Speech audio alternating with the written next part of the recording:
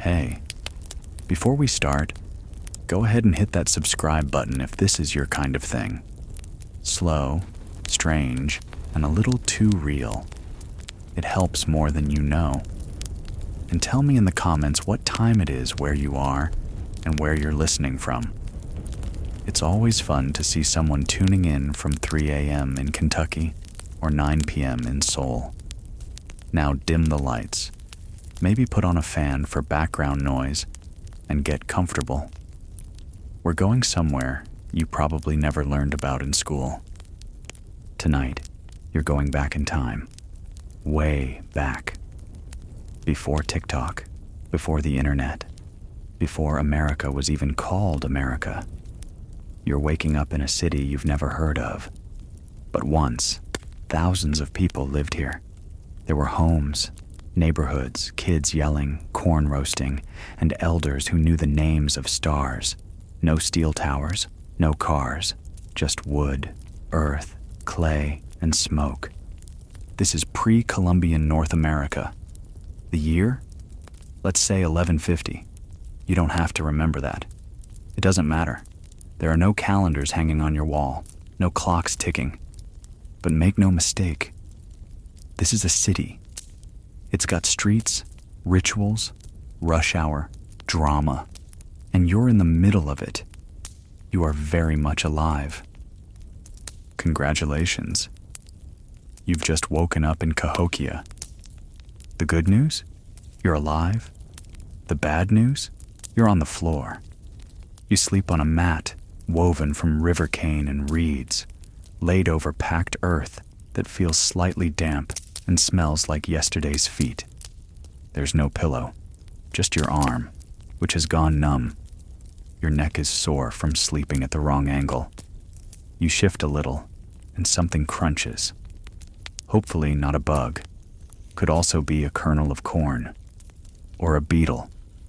Either way, it's not your biggest problem. Because the real issue is the cold. You're cold, not freezing, but the kind of chill that creeps in through the cracks and makes your bones feel older than they are. You're 17, by the way, which is middle-aged, kind of. People live longer here than in Europe, but still. 17 means you've probably seen a few deaths already, and your back already aches when you bend too fast. Your home is made of wattle and daub, which is a fancy way of saying sticks covered in mud. It's warm in summer, and just barely not deadly in winter. There's a fire pit in the center that still smolders from the night before. It's your heater, your stove, and your gathering place. It also smokes up the room like a dive bar at closing time. You cough quietly and pull your cloak tighter. What's that cloak made of? Deer hide. Soft, if you're lucky. It smells like the tanning process, which involved brains. Yes, actual brains. You don't think about it too much. You're just glad it's not still wet. Your tunic is woven from local plant fibers. Think of it as early biodegradable fashion. No seams, no tags, no instructions to hand wash in cold water and hang dry. You just wear it until it falls apart. The sun isn't up yet, but people are already moving.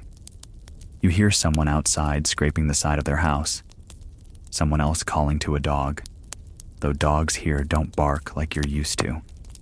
They're quiet, watchful, kind of like people. You sit up slowly.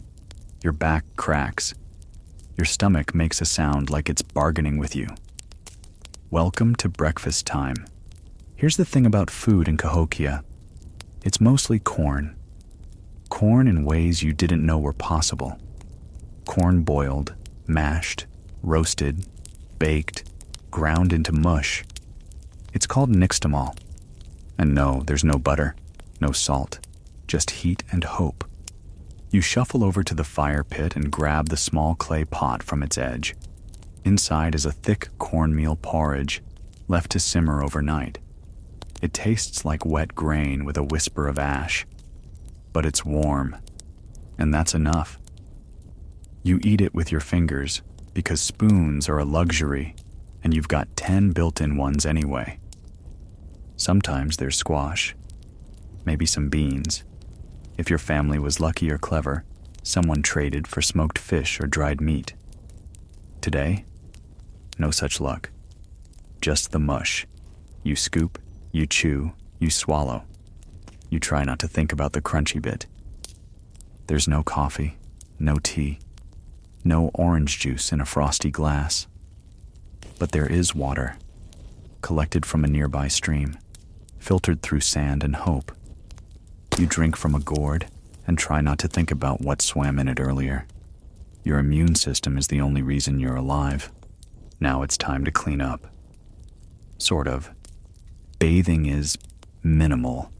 In warmer months, you'd head down to the creek, splash around, maybe use crushed roots as soap. But it's chilly now, and water means frostbite. So you rub your arms down with dry grass, scrub your face with a handful of cold ash, and call it good. Hygiene is a team effort between you, smoke, and bugs. Speaking of bugs, yeah, they're here too. Fleas, lice, biting flies. You pick them off like it's part of your morning routine, which it is. Everybody has them. Nobles, elders, kids. You scratch and move on. You step outside finally, and are met with a low blanket of fog. The air smells like wood smoke, dirt, and damp leaves. All around you, other houses, small domes made of mud and thatch, poke through the mist like buried turtle shells. People move quietly between them, carrying baskets, calling softly, stoking fires. Welcome to the city. Yes, a city. Cahokia is the largest urban center north of Mexico. Tens of thousands of people live here. There are plazas, pyramids, storage houses, fences, roads. There's traffic, sort of. Human traffic. Kids run around. Dogs weave between legs. Traders call out from behind bundles of woven mats and dried herbs. The heart of Cahokia is the big mound. You can see it rising in the distance, huge and square and solemn. It's taller than most modern buildings in town centers. It wasn't built with machines. It was made with baskets, millions of hand-carried loads of dirt stacked into a mountain. It holds temples, rulers, the dead. And no, you're not invited up there, not unless you're someone. And you are very much not someone. You are you, a person with a job to do. And today, that job is hauling. Baskets of firewood need collecting. Clay needs shaping. Or maybe it's your turn to help smoke fish, stir cornmeal, or scrape hides. Every day is work day. There's no weekend, no PTO, just sun up to sundown, and sometimes longer if someone's yelling. You tie your hide shoes on with strips of bark and grab your basket. The handles are worn smooth from years of fingers just like yours. You head toward the woods. The woods are alive in a way that cities forget. There are birds, rabbits, the distant cough of a deer. Every sound matters. You know which rustle is wind and which one is a bobcat looking for lunch. You bend, lift, load. One stick at a time. You carry until your shoulders burn and your palms are raw. Then you walk the trail back, smoke stinging your nose, your breath fogging the air. You pass someone cooking. You smell roasted squash and wood ash. Your stomach complains again. Too bad. You keep walking. Back in the village, kids are making noise, chasing each other with sticks, throwing stones at a log pretending it's a monster. Someone is singing nearby, slow, low, rhythmic. A prayer maybe, or a work song. Someone else is arguing over a trade. One man holds up a string of dried berries. The other frowns, holding 2 chipped arrowheads. They go back and forth like a prehistoric eBay listing. You keep moving. You're not here to mediate. You dump your firewood in the pile and sit for a minute. Your legs ache. Your back is sweaty. but the fire is warm, and someone hands you a gourd of warm mash. You nod your thanks. You eat in silence. Around you, life just keeps going. Babies cry, dogs bark, elders sit and talk in a language you've heard your whole life but never really mastered. It's old. It bends in strange ways, like the river. There's a drum in the distance, a low thump-thump that means someone is dancing or dying, or maybe both. It's hard to tell from here. You finish your food. You wipe your fingers on your tunic. You scratch behind your ear and pull a flea out. You flick it into the fire. You wouldn't last a day, you think, and then realize neither would most people from the future. You're tough because you have to be, not because it's fun, because if you're not, you don't eat. And this is just breakfast. You stretch your legs and sigh. The fire crackles, and a neighbor tosses a handful of damp leaves on it to keep the smoke rolling.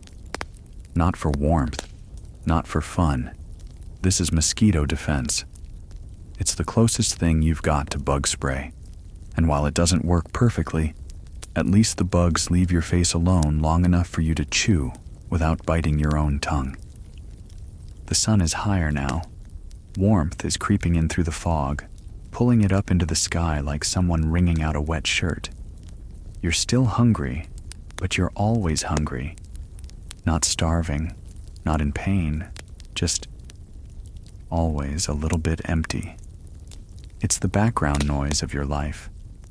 That and your knees popping when you stand up. Mid-morning means more work.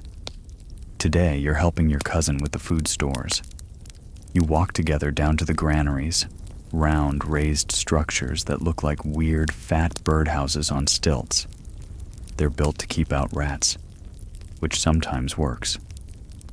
Other times, the rats just get smarter. You saw one last week that dragged off an entire cob of dried corn, like it was late for a dinner party. Your cousin opens the hatch and peers in.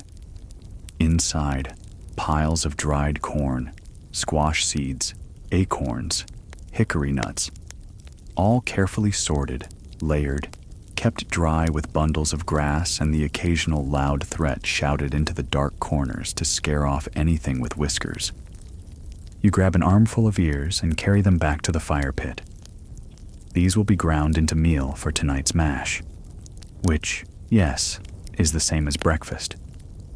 And lunch. You get variations, sure. Roasted, boiled, maybe flavored with ash. If you're lucky, someone caught a turtle. If you're not lucky, someone found a turtle shell, and now you're eating mystery stew, flavored with dirt and hope. You set to work shucking corn. The husks go in a pile for the fire. The silk sticks to your fingers like guilt. You pull, snap, repeat. Pull, snap, repeat. It's strangely calming, meditative even. You don't say much. Talking is for evening. Mornings are for movement. The wind shifts and brings the scent of fish. Someone smoking catfish near the riverbank. You think about fish for dinner and feel a tiny stab of hope. Then you remember your cousin owes the Fisher family a favor, so maybe not. You glance at the sky. Clouds are building, big, slow ones like fat sheep drifting east. It might rain. It probably will, which means someone's going to get yelled at for not patching the roof properly. You hope it's not your roof. You also know it is. You grab a bundle of river cane and start weaving a new mat. It's not fun. Your hands cramp. The fibers fight back. But it keeps you from thinking too much. And that's good. In this city, thinking too much can get you in trouble, especially if it turns into talking.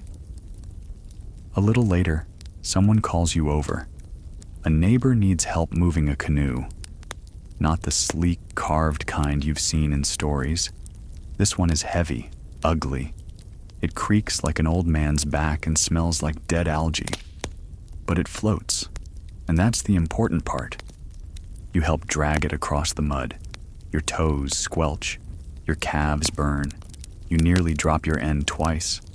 But you get it to the bank, and the old man who owns it nods once and says, "Good.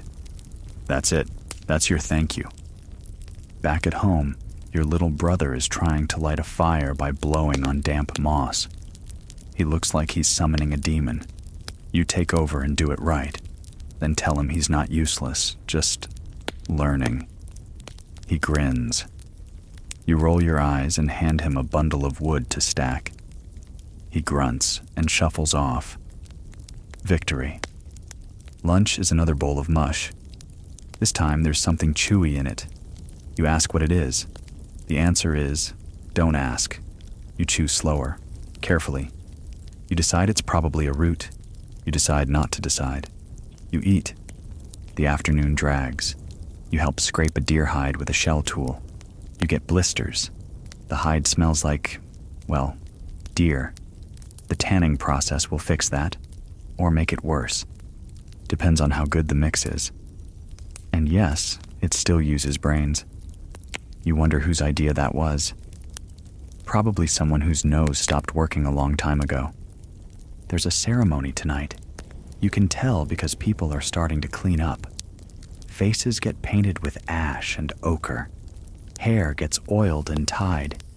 There's talk of the mound leader showing up, which means more formal chanting and probably a warning about moral behavior. You've heard it before. Don't steal. Don't lie. Respect the spirits. Share your fish. Don't touch that log. It's sacred. Especially don't touch it if you're a kid, which you were once. You touched it. It wasn't worth it. You're not important enough to be at the front, but you'll be there, sitting in the crowd with the other ordinary people. You'll hear the drums, the songs, the stories. You'll smell burning cedar and something sharp you can never name. You'll watch firelight flicker against painted faces and remember your place in this world. Not a bad place, just small. As the sun starts to lower, the whole plaza seems to inhale. People move slower, voices drop, fires are fed, clothes are changed. You wipe your face with a damp cloth and smear a little ash under your eyes. Not for looks, for meaning, for memory. Your grandmother is already sitting near the edge of the plaza. She's wrapped in a cloak that smells like years. She nods when you arrive and pats the ground next to her. You sit. She says nothing. You say nothing. The silence feels like family. The drum starts, slow and steady, like a heartbeat that's just realized something important. It echoes across the plaza, off the wooden walls, the packed earth, the great mound itself. A singer begins, not loud, not clear, but deep, like his voice is coming from somewhere older than his lungs. Maybe it is. You close your eyes and let it wash over you. You wouldn't last a day, someone whispered earlier. But here you are, still here, still breathing. And now, the night begins. The ceremony keeps going long after your legs go numb, but no one complains. This is what holds everything together. The rhythm, the fire, the stories. You don't understand every word. Some of them are old, from the time of your grandmother's grandmother, but the meaning seeps through anyway. The chief steps up.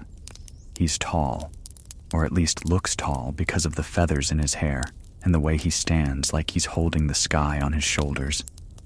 He doesn't shout. He doesn't need to. His voice is soft but shaped like stone, sharp and heavy. He talks about balance, about seasons, about the river rising last spring and taking 3 houses and a canoe, about the deer herd shifting farther east, about the trade routes bringing strange beads and even stranger gossip, about how someone, he doesn't say who, needs to stop leaving rotten fish near the temple wall. everyone listens, some with respect, some with boredom, some with one eye open and one eye on a toddler trying to eat dirt nearby. But no one walks away. That would be rude and dangerous. The ancestors are watching, probably judging. After the talk comes the dance. It's not graceful in the way modern dance is. No spin moves, no sequins, just stomping. Steady, grounded, repetitive. Feet hit packed dirt in time with the drum. Hands clap, rattles shake. It's a kind of music that doesn't need melody. It just needs movement. You watch, then join. You don't think about how you look. No one's filming this. There's no one to impress. You move because everyone moves. Because your feet remember something your head doesn't. You stomp until your legs ache, until your breath shortens, until the stars feel closer. Later, much later, the fire burns low and people start to drift away. You help your grandmother to her feet. She groans, mutters something about her knees, and leans on your arm. Back home, you lay her mat out for her. She lowers herself onto it like someone easing into a cold bath, slow and full of commentary. You lie down too. Your back is sore. Your calves still twitch from the dancing. But your heart feels quiet, like it's been held. Smoke from the fire curls up toward the thatch roof. It'll cling to your hair, to your clothes. You'll smell like it for days, which is fine. Better than the smell of wet hide or fermented fish. You shift, roll onto your side, and exhale. Outside, a dog barks once. A bird calls. Somewhere, someone coughs and spits. All normal. All part of the soundtrack of Cahokia at night. You close your eyes and drift into sleep. And then, morning again. You wake up to cold feet and a crick in your neck. Someone stoked the fire. Thank them later. The room is warmer than it was yesterday. Your brother's already up, crouched by the pot, poking at something with a stick like it owes him money. Today, you're scheduled to help mend a wall. Not your wall. Someone else's. It fell in last week during a windstorm, which means now it's your problem. You eat another bowl of cornmeal mush, this time with something green in it. Wild onion, maybe. Maybe not. You eat it anyway. Outside, the sun is climbing and people are already shouting at chickens. You walk to the damaged wall.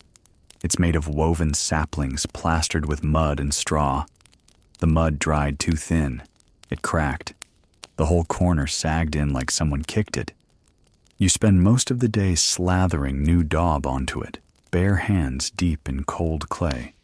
It smells like wet socks and effort. A kid walks by and giggles at the sight of you covered in mud up to your elbows. You glare at them. They giggle more. Someone brings you water in a gourd. It tastes like wood and old sunlight. You drink it all. Wipe your mouth on your sleeve. Back to it. By midday, you're exhausted. You sit in the shade and chew dried squash strips. They're leathery, bland, and stick to your teeth. But they fill the space in your stomach and keep your fingers busy. Someone nearby is flint knapping, shaping stone into blades.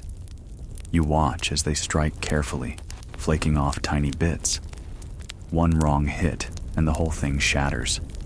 Kind of like your patients lately. You nod to them. They don't nod back. That's fine. Flint knappers are focused people. Later in the afternoon, a trader shows up from the far side of the river. He's got obsidian chunks, mica sheets, conch shells. You don't know where he gets this stuff. You don't ask. You watch people haggle, argue, smile politely while absolutely judging each other's beads. Trade is how things move here.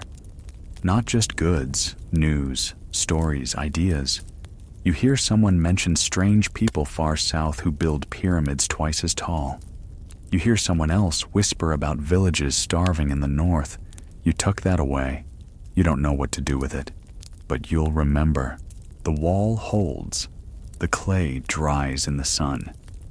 You step back and admire your handiwork. It's crooked, uneven, but it stands. That's all that matters. Back home, you wash your hands in a bowl of water that's already mostly mud from someone else's washing. You dry them on your tunic. It doesn't help. You're still crusty, but slightly less crusty than before. Dinner is better tonight. Someone found mushrooms. Real ones, not the kind that send you running into the woods to scream at trees. The stew is thick, hot, smoky.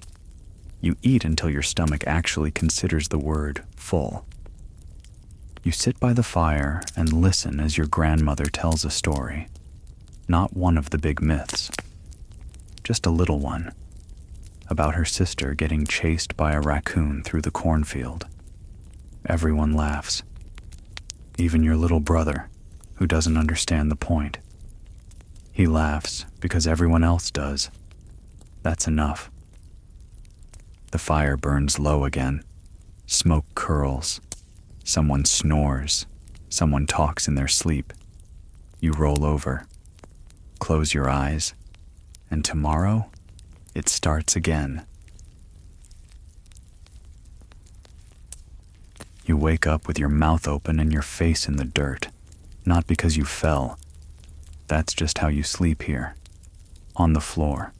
On a woven mat that smells faintly of old feet, wood smoke, and mildew. You try to stretch and immediately regret it.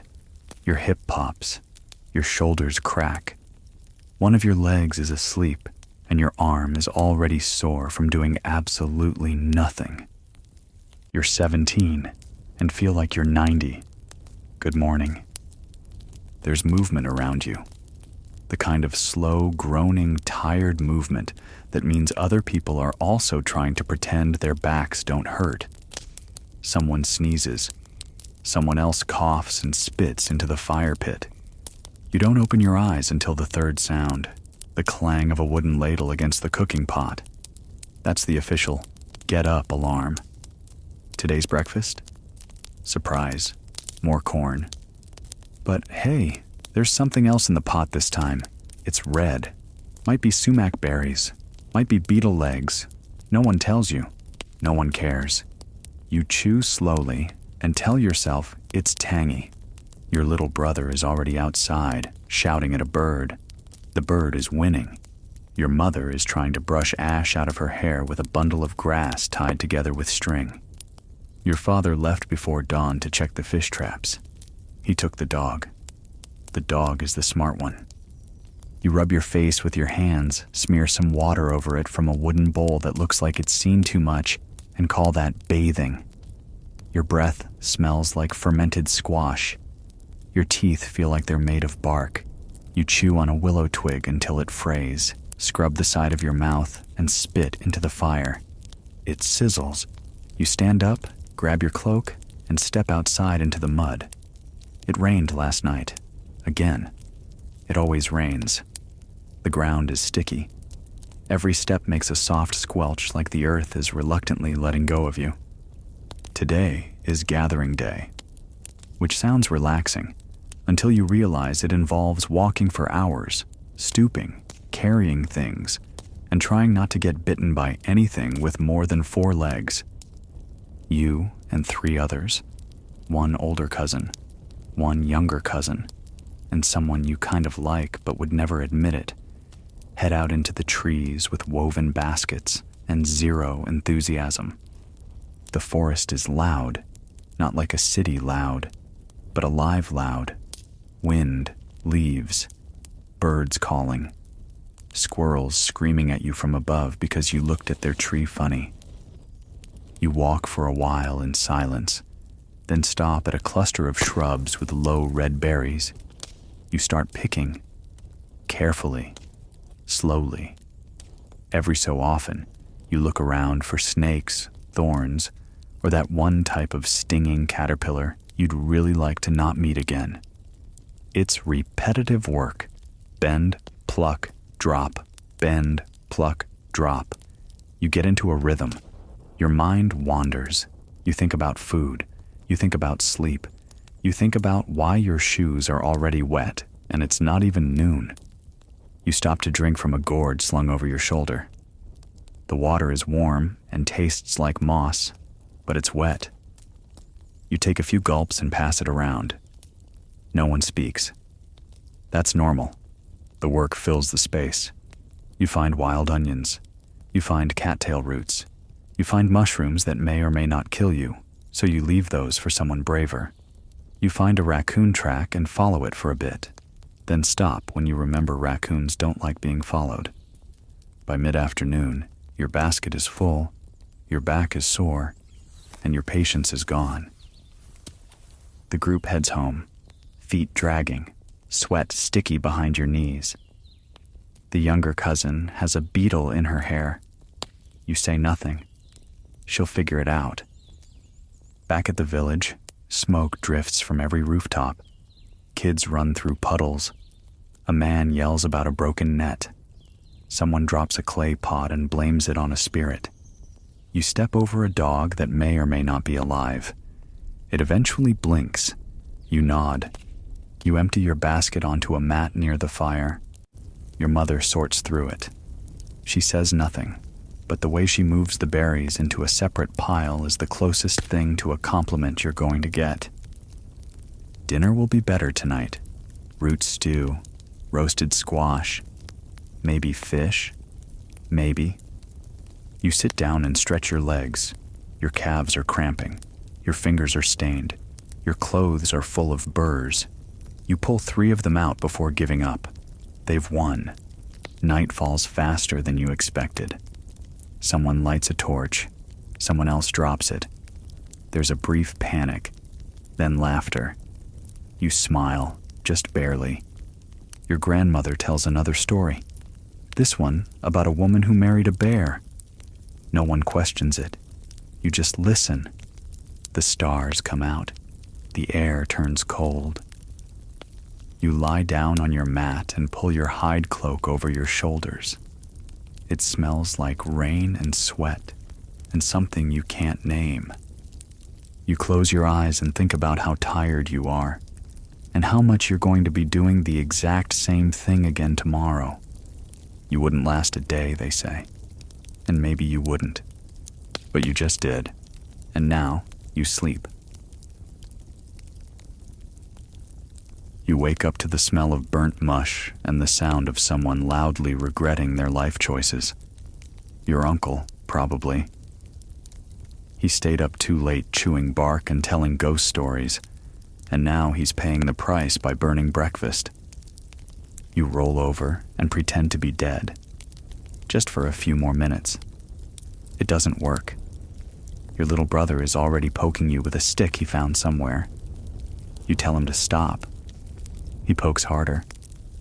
You sit up slowly, like a corpse rising from a very disappointing grave. Your legs hurt. Again. Still. Always. Your hip clicks when you try to stand. You ignore it. You're 17, and your joints already sound like old furniture. The fire's gone out. You poke the ashes, toss in a few dry twigs, and blow gently until the smoke hits your face and makes your eyes sting. It's a fine way to start the day, crying over a fire you didn't want to make. Your cousin hands you a bowl. It contains something, a mix of corn, boiled acorns, maybe a scrap of old squash. You try not to taste it. You just chew and swallow and remind yourself that hunger is worse than flavor. The stew is thick. The texture is like wet sand. Your teeth hit something solid. You swallow it anyway and pray it wasn't a pebble. You rinse your mouth with a sip of old water. It tastes like what happens when a tree falls into a pond and no one does anything about it for a year. You drink it anyway.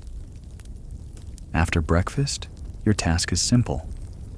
Dig. Why?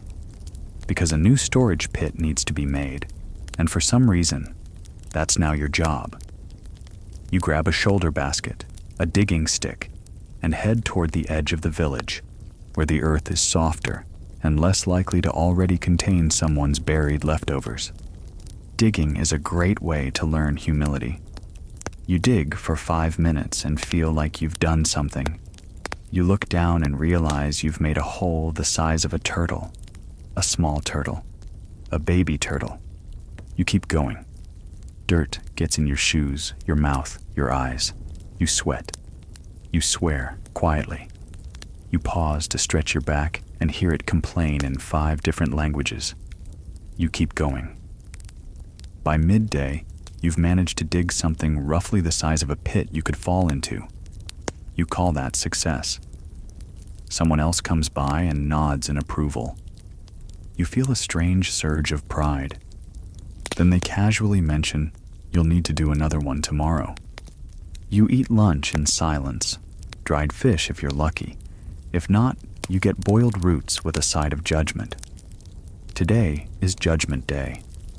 You chew and stare at the ground and wonder what root it was. Hopefully, one of the edible ones. In the afternoon, the sky darkens. Clouds roll in, slow and gray, like a group of elders coming to tell you you're doing it wrong. Rain is coming. You can smell it. Earthy, damp, sour. You help cover the storage pits with bark sheets and mud. Then you check the roof. You slap on more thatch and hope it holds. Spoiler, it won't. The wind picks up. People start moving faster. Kids are pulled indoors. Fires are stoked. The dog hides under the canoe. You get one last bucket of water from the stream before it turns into a soup of mud and floating leaves. Rain hits hard and cold. It slaps the roof, pours down the walls, sneaks under the door flap like it's got unfinished business.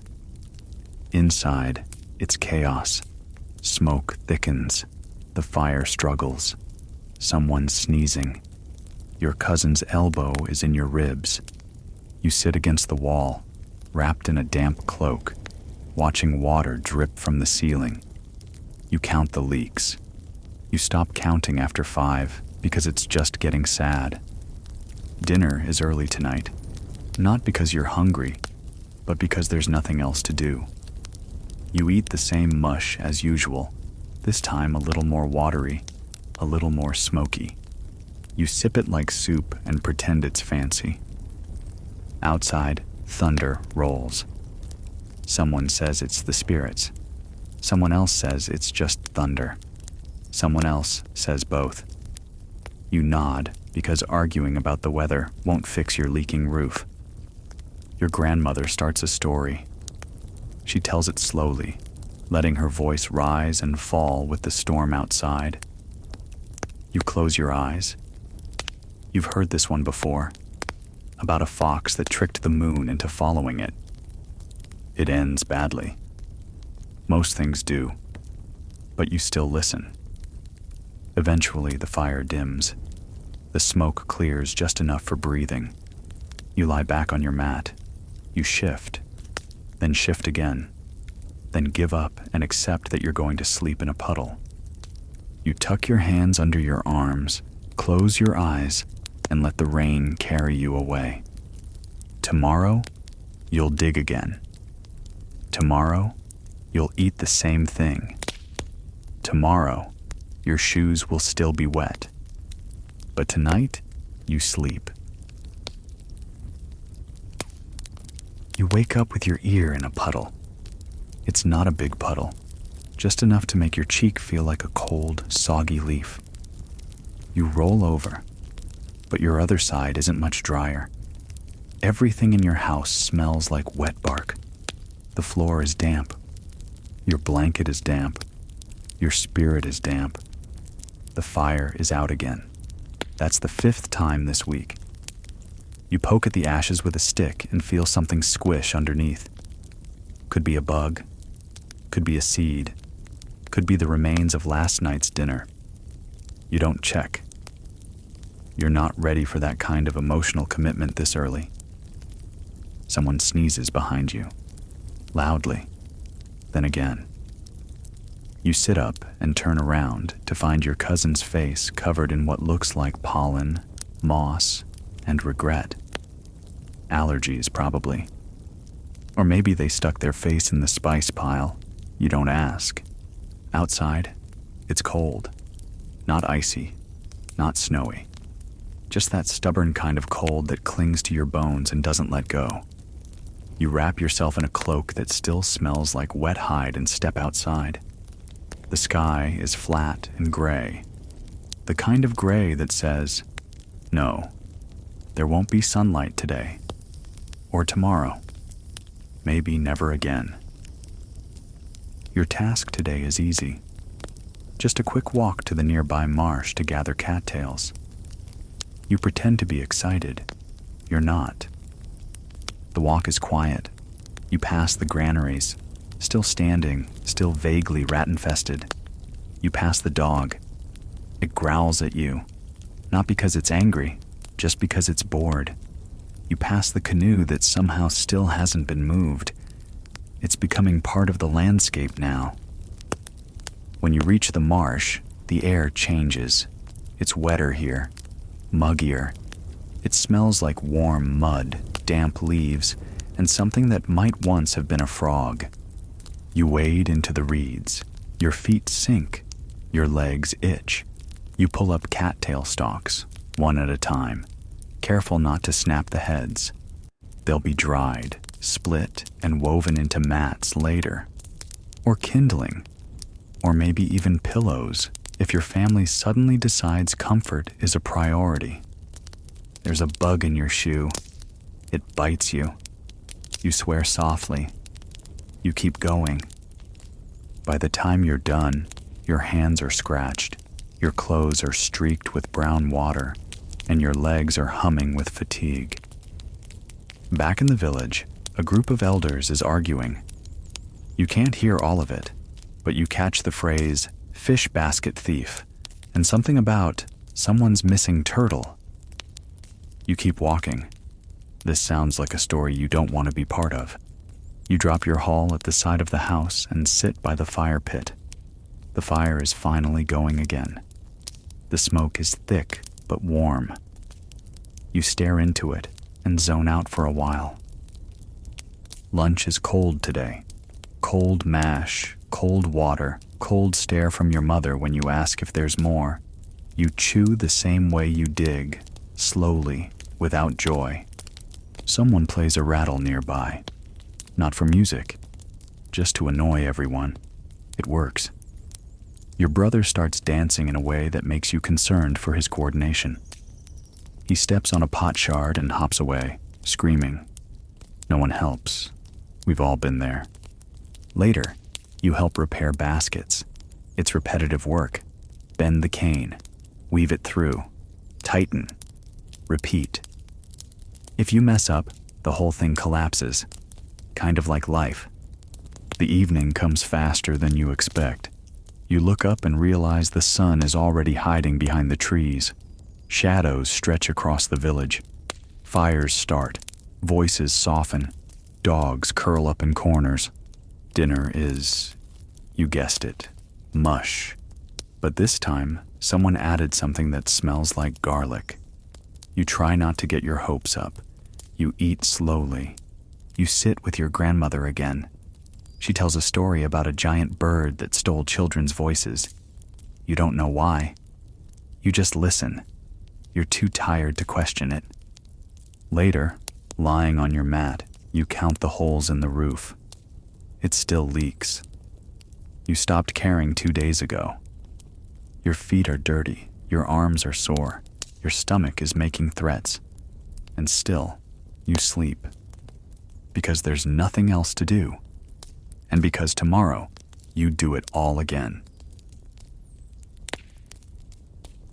It's morning again somehow. You open your eyes to darkness.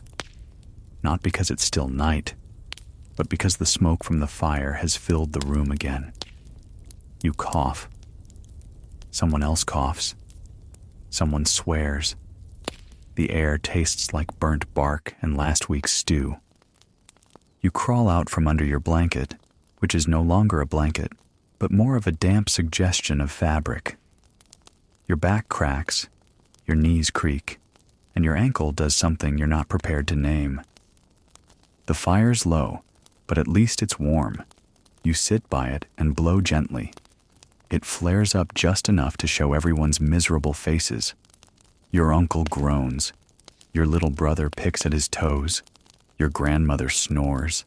Breakfast is already in the pot. You don't ask what it is. You just know it's going to be corn. Again. It's fine. You've accepted that your life is 70% corn. You're basically corn now. You chew slowly, thinking about how this mush somehow manages to taste like less than nothing. You add a pinch of salt from the tiny stash in the pouch your mother keeps hidden under the hearthstone. It's worth more than anything else in the house. You use just enough to make the food taste like sadness with a hint of flavor. Today, your task is trash duty. Yes, that's a real thing. No, it's not glamorous. But when you live in a town with thousands of people, all eating, working, and occasionally vomiting, someone has to deal with the mess. You walk past the edge of the plaza with a woven basket strapped to your back, full of old bones, broken pottery, and some mush that didn't survive the cooking process. It smells complex. You haul it to the midden, the official dump zone. It's just a big stinking pile of everyone's old everything. Shards of broken tools, bits of hide, things that may or may not still be moving. You add your offering to the mountain and back away before the smell becomes a personality trait. On the way back, you run into your cousin. They're carrying a bundle of dried gourds and look equally unimpressed with the day. You grunt, hello. They grunt back. That's enough social interaction for this hour. You're tasked with helping patch a ceremonial wall today. It's not sacred sad, just sacred annoying. You have to climb up with a basket of wet clay and slap it into cracks while an old man mutters about balance and energy and not leaning too hard on the support beams. You nod respectfully, then lean on the support beam anyway, because your arms are tired. The old man sighs and walks away. The wall holds barely. You smooth the last bit of clay with your hand and try to ignore the way it seeps into your sleeves. You smell like earth and damp leather. You always smell like that now. You've stopped noticing. Lunch is unmemorable. Some kind of tuber boiled into submission. You chew it slowly, then chew again, because it didn't break down the first time. You eventually swallow and try not to think about texture. In the afternoon, the sky opens up. Rain.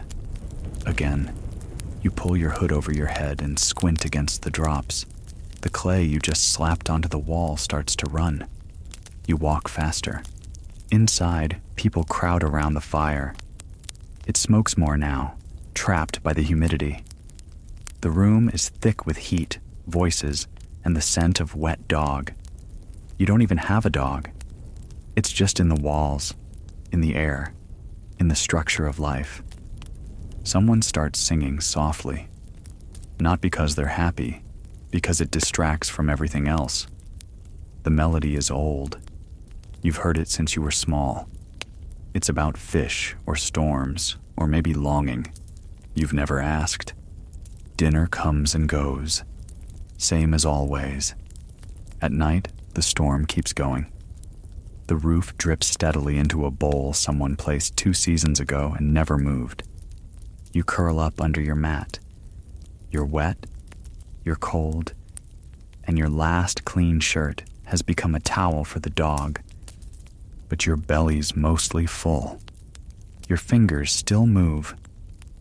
You're alive, and that's what matters. You sleep. The rain stopped sometime during the night, but now everything is steam. You wake up sweating. Not the kind of sweat that comes from running or hard work, just the miserable, sticky kind that shows up when the air refuses to let you breathe without also coating you in moisture. Your blanket is damp. Your mat is damp. Your entire soul is damp. You peel yourself off the floor like a mushroom stuck to a log. Your little brother is already awake, picking bugs out of his hair with an expression that suggests he's lost all faith in existence. You give him a nod. That's the only encouragement he's getting today. You walk outside into the fog. It clings to your eyelashes. You try to shake it off and nearly trip over a sleeping dog. It doesn't move. It's fine. That dog slept through thunderstorms, river floods, and someone accidentally setting their shirt on fire. Nothing phases it. Someone hands you a bowl. It's breakfast. You don't look at it. You just eat. It's warm, and that's enough. You chew slowly and try not to wonder what the chewy part is. You've learned not to ask questions you don't want the answers to. Today, you're helping with the fish traps. That means a walk to the river and a day of pulling things out of the water that may or may not still be moving. The river's high, the current's fast. You balance on the slick edge, trying not to fall in. You'd survive it, probably, but you'd also be wet for the next 3 days. You haul up the first trap. It's full of leaves and 2 fish. One of them is alive. The other is debatable. You dump them both into a basket. The live one flops once, then gives up. You relate. You check the next trap. Nothing. Just mud and disappointment. You move on. You do this again and again until your arms ache and your fingers are numb from cold water. Eventually, you sit on a rock and eat a handful of roasted seeds someone shoved into your pouch this morning. You chew them while staring at the river and trying to remember why life is like this. You don't find an answer, but the seeds are crunchy. Back at the village, someone's cooking something that smells better than anything you've eaten all month. You follow your nose and find a stew pot being guarded by 3 very serious elders. You ask what it is. They say it's not for you. You walk away, offended and hungry. Lunch is plain mash with boiled squash. You eat it with your fingers because the spoon cracked last week and no one's fixed it. You're too tired to care. In the afternoon, you help a neighbor patch their roof. You climb up onto the thatch and balance like a clumsy bird, stuffing reeds between slats and trying not to fall through. You do fall through once, landed on a basket of grain. The basket's fine. You're not. You fix it. You move on. Evening comes with the usual sounds: babies crying, firewood cracking, someone arguing about whose turn it is to fetch water. You stay out of it. You've learned. Dinner is soup. Thin, salty, and full of strange floating bits that may be meat, or maybe mushrooms, or maybe both. You eat all of it. You even scrape the bottom of the bowl. After, someone starts drumming softly. Not for a ceremony, just for noise. Just to feel something other than hunger and fatigue. You lie on your mat. The smoke from the fire wraps around your head like a smothering blanket. Outside, the stars blink through the thinning clouds. You don't look up. You're too tired. Tomorrow you'll do it again. But for now, sleep. You wake up to silence, which is immediately suspicious. No coughing, no arguing, no sound of your uncle complaining about his knees, no fire crackling, no baby screaming because it dropped its only toy into the ashes. Just quiet. You sit up, blink, and realize that everyone else is already gone. Somehow, you slept in. A full 15 minutes. a luxury only possible because someone else lit the fire and no one stepped on your hand this morning. The warmth from the fire has just barely started to reach your mat.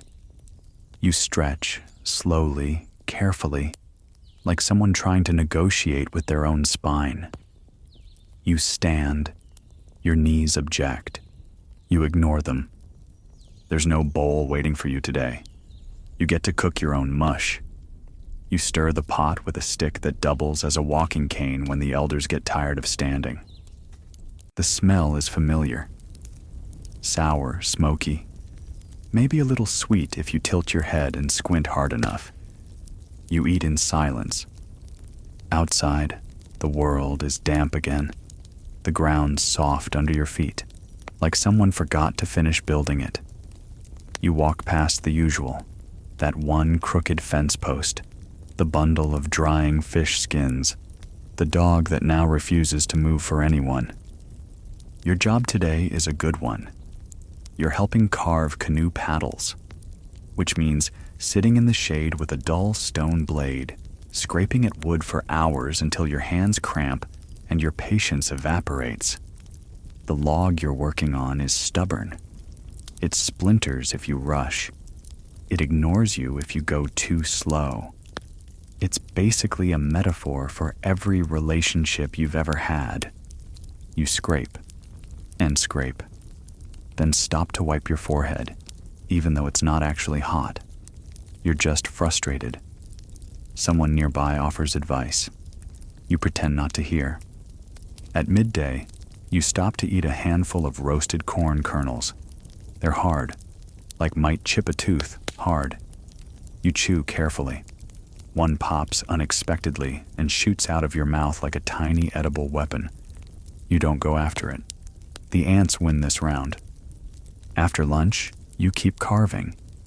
The paddle starts to take shape. It's still ugly, but functional. Kind of like you. A child runs past screaming, chased by another child holding what looks like a frog tied to a stick. You decide you don't need to ask. Some mysteries are best left unexplored. You finish the paddle just as your hand starts to shake. You stand up, stretch, and feel every joint protest. Your shoulders ache. Your legs feel like old rope. You did something today. It wasn't fun, but it was something. Dinner smells better than usual. Someone caught ducks. You get a small piece. It's greasy, stringy, and tastes like pure joy. You savor it like it's the last real food you'll ever eat. It might be. After dinner, the drums start again. You sit with your back against the post near the plaza, listening. The fire flickers. Someone starts a story about the first woman who ever walked through the cornfields and didn't get bitten by a snake. You suspect it's a myth. No one gets that lucky. You lie down later with your hair full of smoke, your mouth tasting like duck grease, and your brain already shutting down. You pull your cloak over your shoulders. It still smells like wet fur and river mold. You close your eyes. You're still here. You're still breathing. And for tonight, that's enough. You wake up to the sound of arguing. Not the exciting kind. No one's fighting over stolen jewelry or a dramatic betrayal. It's just two elders arguing about corn. Again. One says the yellow cobs are drying too fast. The other says they're drying too slow. You say nothing because you're too tired to care. Your back itches. Your knees are stiff. And the air inside the house smells like smoke, feet, and regret. You sit up, rubbing your eyes with the part of your sleeve that's slightly less dirty than the rest. It's not clean, just less tragic. Someone hands you a bowl. You don't look inside. You already know what's in it. Warm corn mash, a little charred on the edges, possibly stirred with the same stick that's used to prod the fire. You eat it anyway. You chew. Slowly. One bite, then another. You stare at the wall while your jaw moves. You think about nothing. You're conserving energy. Outside, the sky is a dull, soggy gray. Again, you step out of the house and your foot sinks into the ground. Not deep, just enough to ruin your day. Today's task, hauling firewood. Of course it is. You trudge toward the tree line with a basket on your back and a headache blooming behind your eyes. The trail is slick. The air is sticky. You already feel like giving up, but you keep going. The forest is quiet, except for birds, wind, bugs, snapping twigs, and whatever just moved in the bushes to your left. You ignore it. If it wanted to eat you, it would have done it already. You find some dry branches. Well, dry enough. You snap them into shorter pieces and pile them onto your back until you can barely see over the stack. Then you turn around and walk back slowly, carefully, trying not to spill anything. Halfway home, a stick rolls off. You bend down to pick it up, and 4 more fall. You stare at the pile. You consider abandoning the entire job and wandering into the woods forever. You pick them up anyway. By the time you make it back, your arms are shaking. Your back is soaked in sweat. Your hair is sticking to your face in places hair should never stick. You drop the load near the fire pit and collapse beside it. Someone nods at you. That's all the thanks you're getting. Lunch is late. Dried squash strips and something you suspect used to be fish. You chew it until your jaw locks, then swallow it whole like a tired dog. You rinse your mouth with water that tastes like bark and copper. You tell yourself it's hydrating. You're not sure anymore. In the afternoon, you help repair a roof. Not your roof, obviously. Someone else's, which means carrying wet thatch up a ladder made from 2 trees and a bunch of bad decisions. You climb. You sweat. You mutter words you're not supposed to say around elders. You fix it, mostly. Then you slip on the way down and land in a pile of mud that is also, surprise, full of ants.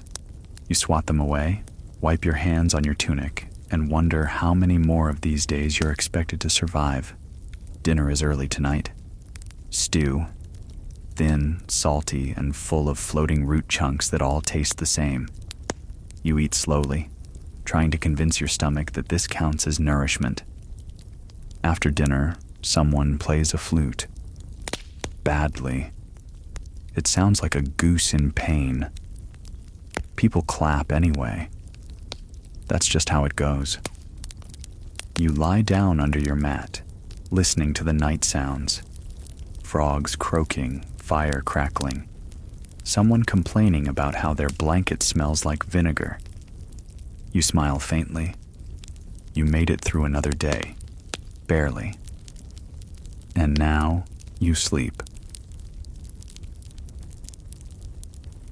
You wake up to the sound of someone trying to fix something they clearly don't know how to fix. It's your cousin, probably. You hear wood scraping on wood, something clatter to the ground, and then a very loud whisper swear. You open your eyes. Your left arm is asleep. Your right leg is twitching for no reason. Your back feels like someone beat you with a canoe paddle in your sleep, which, considering your family, isn't impossible. The fire is almost out again. You crawl over, push a stick into the embers, and blow.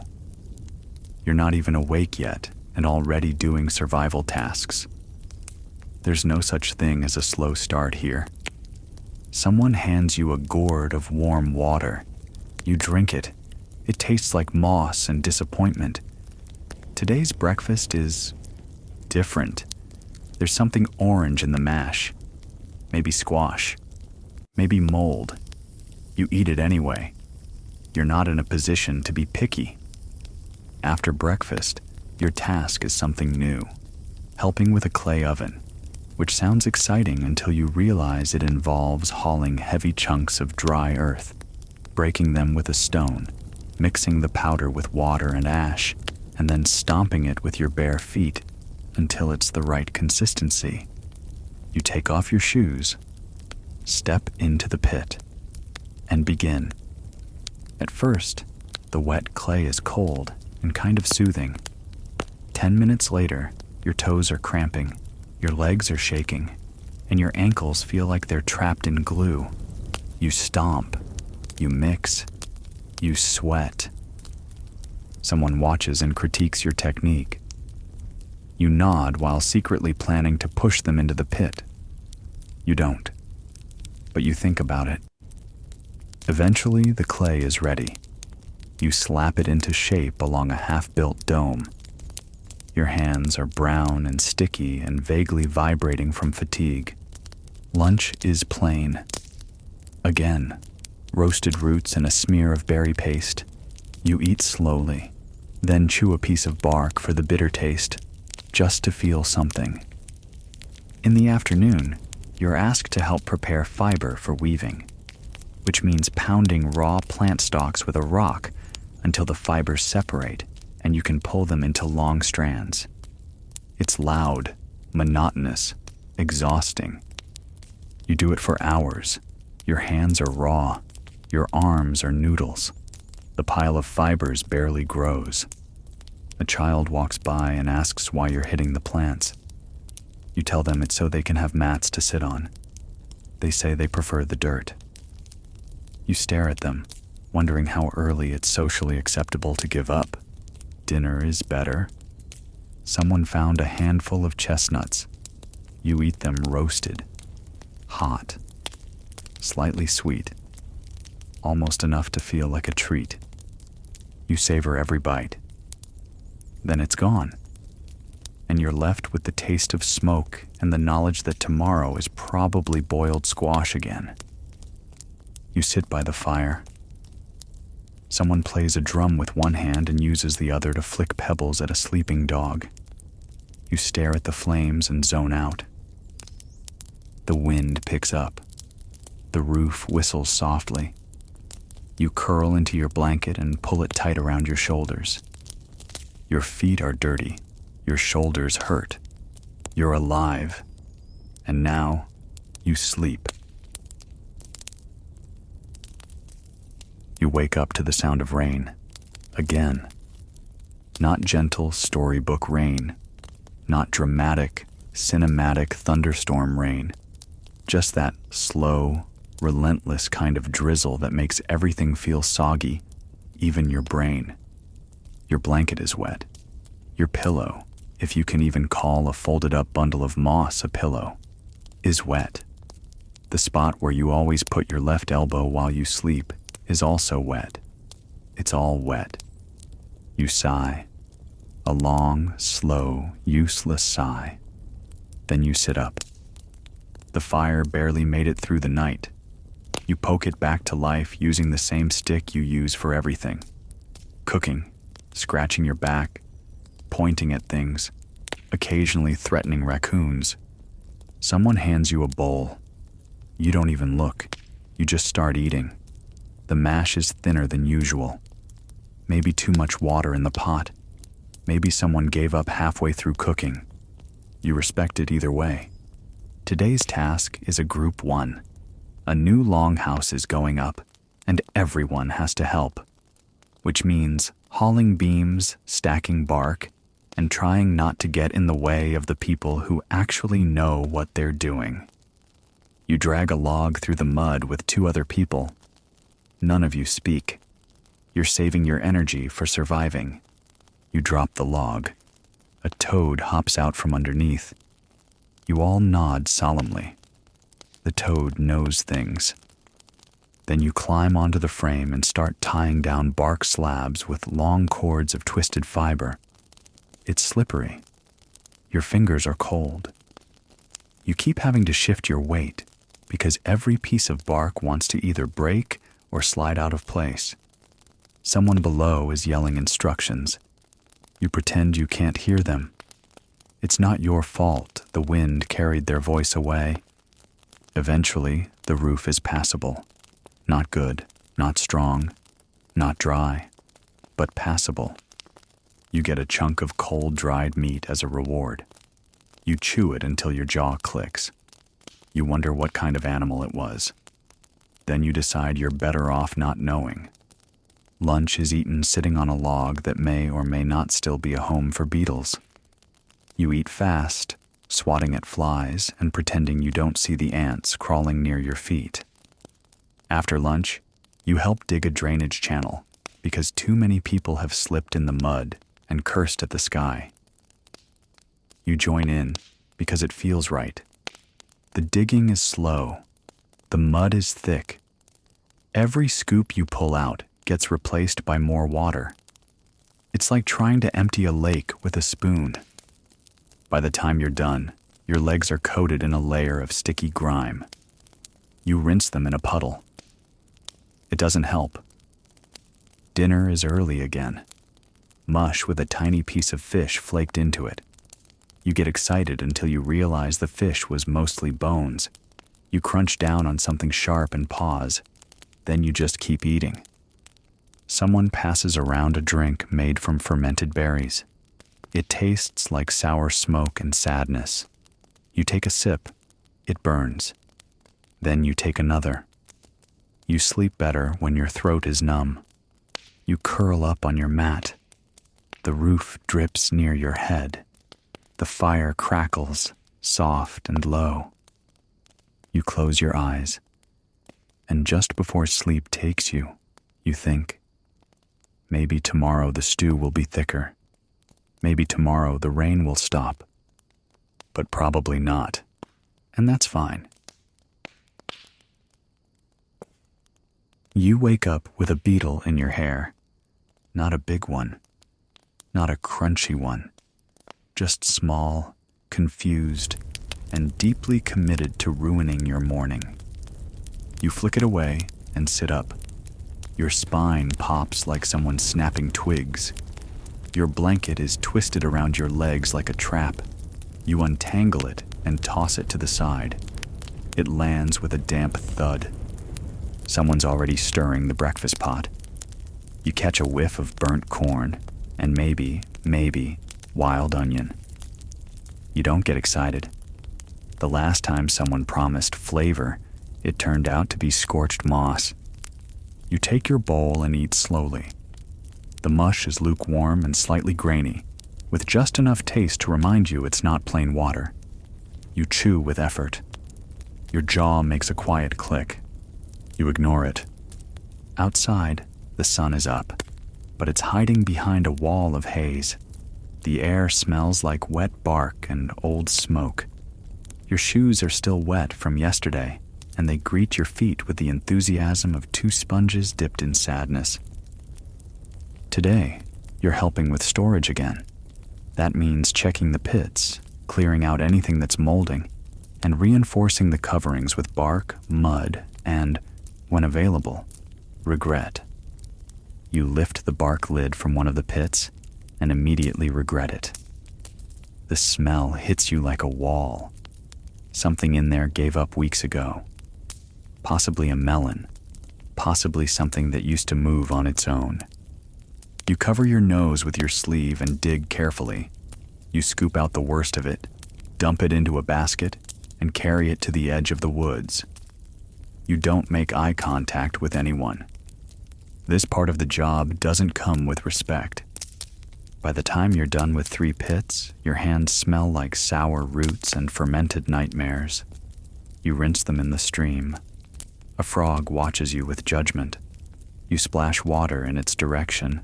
It blinks, unimpressed. Lunch is better than expected. Some kind of stew with real chunks in it. Actual, visible bits of vegetable and something that might be duck. You savor each bite like it might be your last meal with texture. After, you're sent to help fix one of the fish weirs in the river. It's been damaged by the current, and now the fish are swimming right past it with smug little flips of their tails. You wade into the cold water, teeth chattering. The sun finally peeks through the haze just enough to remind you it exists. You shove reeds into place, stack stones, and tie down branches with fiber until the wall holds again. You catch a fish while working. Bare hands. No one sees it happen. You consider lying about it later. You'll say it was the size of a canoe. You'll say it bit you. You'll say you won. Dinner is okay. Fish soup, thin and salty. But the heat feels good in your chest, and the chunks are real. You drink every drop. Later, someone starts telling a story about a man who turned into a heron to spy on his wife. It doesn't make sense. It doesn't have to. It's just a way to pass the time until your bones stop hurting. You lie down early tonight. The ground feels slightly softer. Maybe someone added more moss. Maybe you're just too tired to notice. Your hair smells like river water. Your skin smells like wood smoke. Your brain smells like sleep. You close your eyes and you drift because the world's still turning. And tomorrow, you'll turn with it. You wake up coughing, not the I'm sick kind, just the I inhaled smoke all night because the fire wouldn't stop smoldering and there's no chimney kind. You sit up slowly. Your head bumps the roof beam. You mutter something rude into your blanket. The fire is still going. Barely. A single, miserable flame flickers like it knows it should have given up by now. You prod it with your favorite stick. It lets out a spark and sulks. Your older sister hands you a bowl without making eye contact. That's just morning manners around here. The mush is thick today, sticky, slightly gritty. You chew it like you're processing resentment. After breakfast, your job is to help dig out the new latrine trench. Yes, that's exactly what it sounds like. You don't even get gloves. Just a sharpened stick and the vague hope that you won't find anything too horrifying in the soil. You walk out past the edge of the village, past the dog that still refuses to move, past the patch of wildflowers that everyone pretends smells good. You reach the spot. The grass is damp. The air is still. You start digging. It's not glamorous. It's not heroic. It's you, hunched over, scooping out dirt while flies hover, and the wind occasionally delivers a smell that makes you reconsider your life choices. By midday, your hands are blistered, your back aches, and you've accidentally uncovered a broken cooking pot from who knows how many seasons ago. You leave it. That's someone else's problem. Lunch is better than the task. You eat quickly, quietly. The stew has beans in it. Real beans. They're mushy, sure, but they have flavor. You eat every bite and scrape the bowl with your fingers. In the afternoon, you help carry water from the stream. The buckets are heavy. The path is muddy. You slip once, twist your ankle a little, and pretend it didn't happen. You have too much pride to limp. When you finally get back, someone tells you it's your turn to help your aunt tan hides. You nod. Then you go and do the worst-smelling job in the village. Scraping fat and hair off of animal skins with a dull blade is not relaxing. It's not even interesting. It's just your reality. The smell gets into your nose, your clothes, your memories. You think about soap. You think about warm showers. You cry a little inside. Then you scrape faster. Dinner is bland. Boiled tubers. Maybe something pickled. You eat it all. You don't even mind anymore. You just need calories. Someone sings tonight. A slow, soft melody about the moon and animals and something about trading your heart for a feather. You sit still and listen. because your legs don't want to move and your mind is already drifting. The fire crackles. The smoke curls up toward the roof and then back down into your face. You smile faintly. You're filthy. You stink. You can't feel your fingertips. But you're here and you're not alone. And right now, that's enough. You close your eyes and sleep takes you. You wake up before the sun, not because you're rested, you're not. You wake up because someone stepped on your foot. They mumble sorry without looking back. You pretend you didn't hear them. You're not emotionally ready for forgiveness yet. The air inside the longhouse is thick, not warm, not cozy, just thick, like someone tried to breathe stew. You roll over, sit up, and immediately regret it. Your neck makes a crunching sound. Your knees threaten to revolt. Your back feels like it's been beaten with the blunt end of a deer antler. The fire is still smoldering. Someone pokes at it with a stick, then waves the smoke away like it's a personal insult. Breakfast today is, you know what? Let's just skip to the part where you're chewing and trying not to cry. Mush. Again. A single dried berry floating in it, like a sad surprise. You stare at it for a moment before eating it first, like ripping off a bandage. After breakfast, you get a new assignment: help repair the storage granary, which sounds exciting until you remember it's basically a glorified pile of woven sticks full of rotting grain and aggressive mice. You walk over with a bundle of fresh reeds and some twine made from shredded bark. The structure leans slightly to one side, like it's reconsidering its life choices.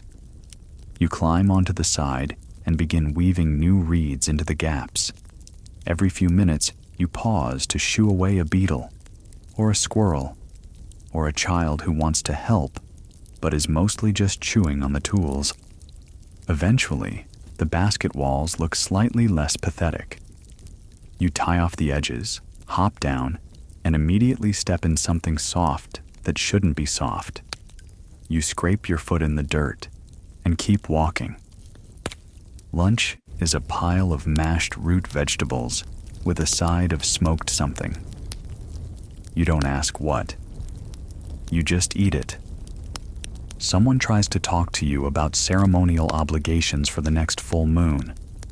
You nod like you're listening, but all you hear is the sound of your own stomach trying to digest whatever that smoked thing was. In the afternoon, you're asked to help your cousin carve new spear shafts. You spend the next 2 hours shaving sticks and trying not to gouge your own thumb. At one point, your cousin asks if you've ever thought about leaving the village and becoming a trader. You say, every day. You both laugh, then go back to work. Dinner is lighter than usual, which is a polite way of saying there wasn't enough. You get a thin soup and a chunk of boiled squash that has the consistency of regret. You eat slowly, pretending it tastes like roasted meat. Someone tells a story by the fire, something about stars being the eyes of ancestors. You squint up at the sky. One of those eyes is definitely judging you. You lie down early. Your mat feels lumpy. Your shoulder won't stop twitching. You curl up anyway. Your hair smells like smoke. Your mouth tastes like root. And your dreams will probably also involve corn. You sleep. You wake up to the sound of a baby wailing. Again. You're not even surprised anymore. That baby cries like it's getting paid in dried berries. You roll over and groan into your blanket, which smells like mildew and last night's soup. You lift it up, sniff once, and immediately regret your life choices. The fire's out. Of course it is. The ashes are cold and the room feels like a damp cave. You crawl out from under your mat and shuffle toward the hearth. Someone's already crouched there, trying to bring it back to life by whispering threats at a handful of embers. You go outside for air. The sky is the color of dirty wool. The ground is still soaked. A fog clings to everything like guilt. You breathe in and immediately cough, because someone nearby is already burning green wood again. You chew breakfast while staring into the middle distance. The mush is thick, lumpy, vaguely sour. Your jaw does most of the work. Your brain is still asleep. Today, you've been volunteered to help haul baskets of shellfish from the river. Shellfish. The word sounds better than the task. You walk to the water's edge with 2 other people, each of you carrying a basket that smells like a wet sock filled with despair. The mud is slippery. The wind is cold. Your left foot immediately sinks into the riverbank up to the ankle. You sigh and accept that this is just your life now. You bend, grab handfuls of shellfish from the traps, and dump them into your basket. Most are small. Some are still alive. One tries to pinch you. You flinch and curse under your breath. Eventually, the baskets are full. You carry them back with your arms burning, legs wobbling, and the faint scent of river slime following you like a cloud. Lunch is fish stew, thin, hot, mildly salty. It burns your tongue. You don't care. It's food. After lunch, you help someone repair fishing nets, which means hours of looping cord through holes and trying not to tie your own fingers together. You fail once. You pretend it didn't happen. The person next to you hums while they work. You hum too. Then realize you're both humming different tunes. You stop. They keep going. Dinner is quiet tonight. A communal pot of boiled roots and wild greens. You get a scoop. It's fine. Someone offers you a bite of dried meat. You take it. You chew for what feels like an hour. It tastes like leather. Possibly is leather. You nod your thanks anyway. The fire's warm tonight. The smoke drifts lazily up and out. You sit cross-legged, staring at the flames. You feel like a tired rock with a full stomach, which is better than usual. Eventually, your mat calls to you. You lie down. Your eyes close.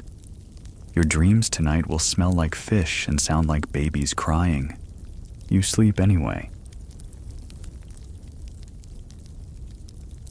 You wake up with a sore throat.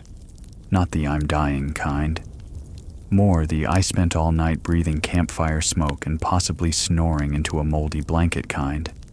Your head is heavy. Your eyes sting.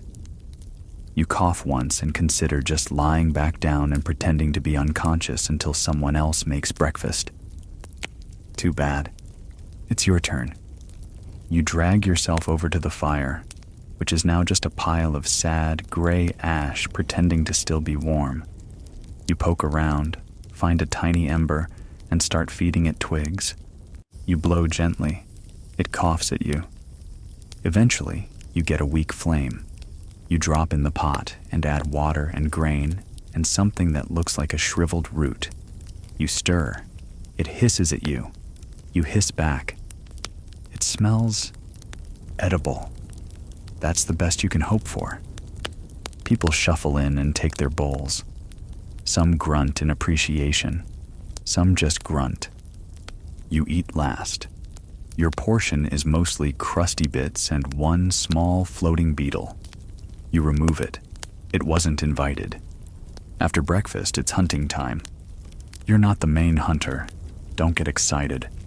You're the one who carries stuff, which is code for walk through the woods for 5 hours with no reward except blisters. You follow the group through the underbrush. The air is still. Your feet are loud. Every branch you step on sounds like a bone snapping.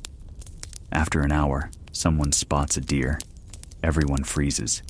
You try to freeze too, but your foot slips and crunches a leaf the size of your head. The deer bolts. You quietly hate yourself. More walking, more silence. Then finally, something. A rabbit. Small, pathetic, but better than nothing. One of the others throws a stone and hits it. You carry it back in your pouch like a sad prize. Lunch is dried corn cakes and wild greens that taste like chewing on leaf-flavored paper. You wash it down with river water that might have once touched a fish. The rabbit goes into the stew pot for dinner. You watch it cook while someone explains, at length, how this is a sign from the spirits. You nod politely. You're mostly thinking about how hungry you are. Dinner tastes like victory. Small, stringy, under-seasoned victory.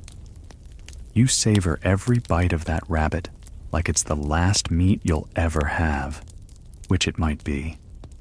The fire burns high tonight. People laugh. Someone starts drumming. You sway slightly. Not because you're dancing, but because your legs are too tired to stay still.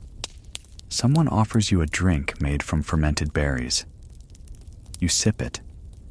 It burns like regret, but makes your arms feel light. Later, you stumble to your mat, full of warmth and vague nausea. You lie down. The world tilts gently. You smile. Today didn't kill you. That's something. You sleep. You wake up cold. Not chilly. Not burr. Grab a blanket. Cold. As in, your toes feel like rocks. Your fingers don't want to bend. Your breath comes out in tiny little clouds that drift upward and vanish into the smoky air like broken dreams. The fire's gone. Completely. Just a pile of blackened wood and a thin trail of smoke, doing absolutely nothing to help you survive. You wrap yourself tighter in your blanket. It's slightly damp. Of course it is. Everything is. Even your patience. You crawl toward the hearth and start building a new fire like your life depends on it. Because it kind of does. Your hands shake. The kindling is stubborn. The ember you blow on fizzles out like it too, has given up on this life. You try again, and again, and finally, fire. It's weak, but it lives. You warm your fingers, your cheeks, your frozen pride. Then someone hands you the breakfast bowl. You look down. Surprise. It's corn mush. This time it's so thick you could probably slice it. You take a bite. It tastes like grit and smoke and something vaguely bitter. You eat it anyway, because you're not a quitter, you're a survivor. Today's job? Helping patch cracks in the storage cellar, which means crawling into a dark, cramped space full of mold, damp clay, and the smell of last month's mistakes. You crouch, shuffle inside, and start smearing wet mud over the worst gaps. Your hands are instantly coated. Your knees sink into something that might have once been a root vegetable. The air smells like sadness. The ceiling drips on you. You press clay into cracks while telling yourself that this is what strength looks like. You don't believe it. Outside, someone calls for help with a broken ladder. You emerge from the storage pit like a confused animal and go assist. The ladder's missing 2 rungs and has a wasp nest lodged under the 3rd. You pick it up, turn it around, and immediately get stung. You drop it. You curse. Someone claps. It's unclear if it's encouragement or mockery. Lunch is late. You gnaw on dried squash strips and a smear of nut paste while glaring at the ladder from a distance. You don't trust it anymore. After lunch, you help hang fish to dry, which involves touching slimy, half-gutted things and pretending you're fine with that. You loop them over racks one by one, while flies buzz in a cloud around your head like tiny, irritating thoughts. You wipe your hands on your tunic. It doesn't help. You now smell like a fish died inside your shirt. Dinner is fish soup. Again. You eat it in silence, trying not to think about the smell of your own sleeves. Later, someone performs a story dance around the fire. Their movements are graceful. Yours are limited to chewing and sitting. You lie down early. Your body feels like it was chewed by a bear and spit back out. You pull the blanket over your shoulders, tuck your hands under your chin, and close your eyes. Your feet are still cold, but your stomach's full, and your ribs don't hurt. You'll take it. You sleep. You wake up because something bit you. You don't know what. You don't care what. You just slap the general area, roll over, and sigh the kind of sigh that only someone on day 3 of a wet blanket can truly understand. Your back feels like it's made of sharp stones and stubborn moss. Your shoulder makes a weird pop when you sit up, like it's offended you even tried. The fire has completely died. Again. You look at the sad little pile of ash like it personally betrayed you. Someone next to you mumbles, "It was warm earlier." You nod in bitter silence. You crawl outside. The sun is rising, which means everything is golden and beautiful in that way that still doesn't help you emotionally. You splash water on your face. It's cold. Like, insultingly cold. You blink hard and try to convince yourself you feel alive. Breakfast is standard. Mash, with a bonus chunk of something purple. You don't ask what it is. You don't want to know. Today you're on pottery duty, which means squatting in the dirt, shaping clay into bowls, and hoping they don't explode in the fire later. You scoop a glob of clay from a pile and start forming it into something that vaguely resembles a bowl. It sags. You try again. It collapses. You mutter something about clay having a personal vendetta. After your third attempt, someone finally says, "That's not bad." You stare at your lopsided bowl. You blink. You whisper, "It's beautiful," like it's a miracle. Lunch is a paste of acorns and dried ground berries. The flavor is best described as chewing through a bitter memory. You eat all of it and scrape the bowl twice. In the afternoon, you help move logs. That's it. Just logs. Heavy, wet, uncooperative logs that slide out of your hands and land on your feet. By hour 2, you've stopped speaking. Your hands are mud. Your arms are jelly. Your soul is wherever souls go when they need a nap. You collapse beside the water barrel and dunk your head in it. It's the closest thing you have to a spa. Dinner is a little better. There's a stew with real vegetables and a dash of something that might be seasoning. You eat slowly. You savor the fact that for once your food has flavor. Afterward, someone tells a ghost story. You pretend you're not scared. Then you spend 10 minutes rearranging your mat to make sure your feet aren't hanging off the edge. You curl up under your damp blanket. You sigh again. You made it through another day. And somehow, that's still impressive. You sleep. You wake up feeling okay, which is suspicious. You lie there for a moment, waiting for something to hurt, creak, or sting. Nothing does. Then you sit up and immediately bump your head on the low ceiling beam. Ah, there it is. The universe, back in balance. The fire is still burning this morning somehow. It feels like a personal win. The smoke curls gently toward the ceiling hole instead of punching you in the face. You stretch. Your knees pop like dry corn over a fire. You walk outside and blink into the early sun. The air smells like wet earth and crushed leaves. You breathe it in and pretend it's refreshing instead of just damp. Breakfast is corn again, but someone mixed in a little dried fruit. It's chewy, slightly sweet. You almost smile. Almost. Today's job is roof repair. You know what that means. Bark slabs, woven mats, itchy hands, and the constant fear of falling into someone's cooking fire. You climb up carefully, balance on the beams, and start removing old bark. Some of it peels away in satisfying chunks. Some of it refuses.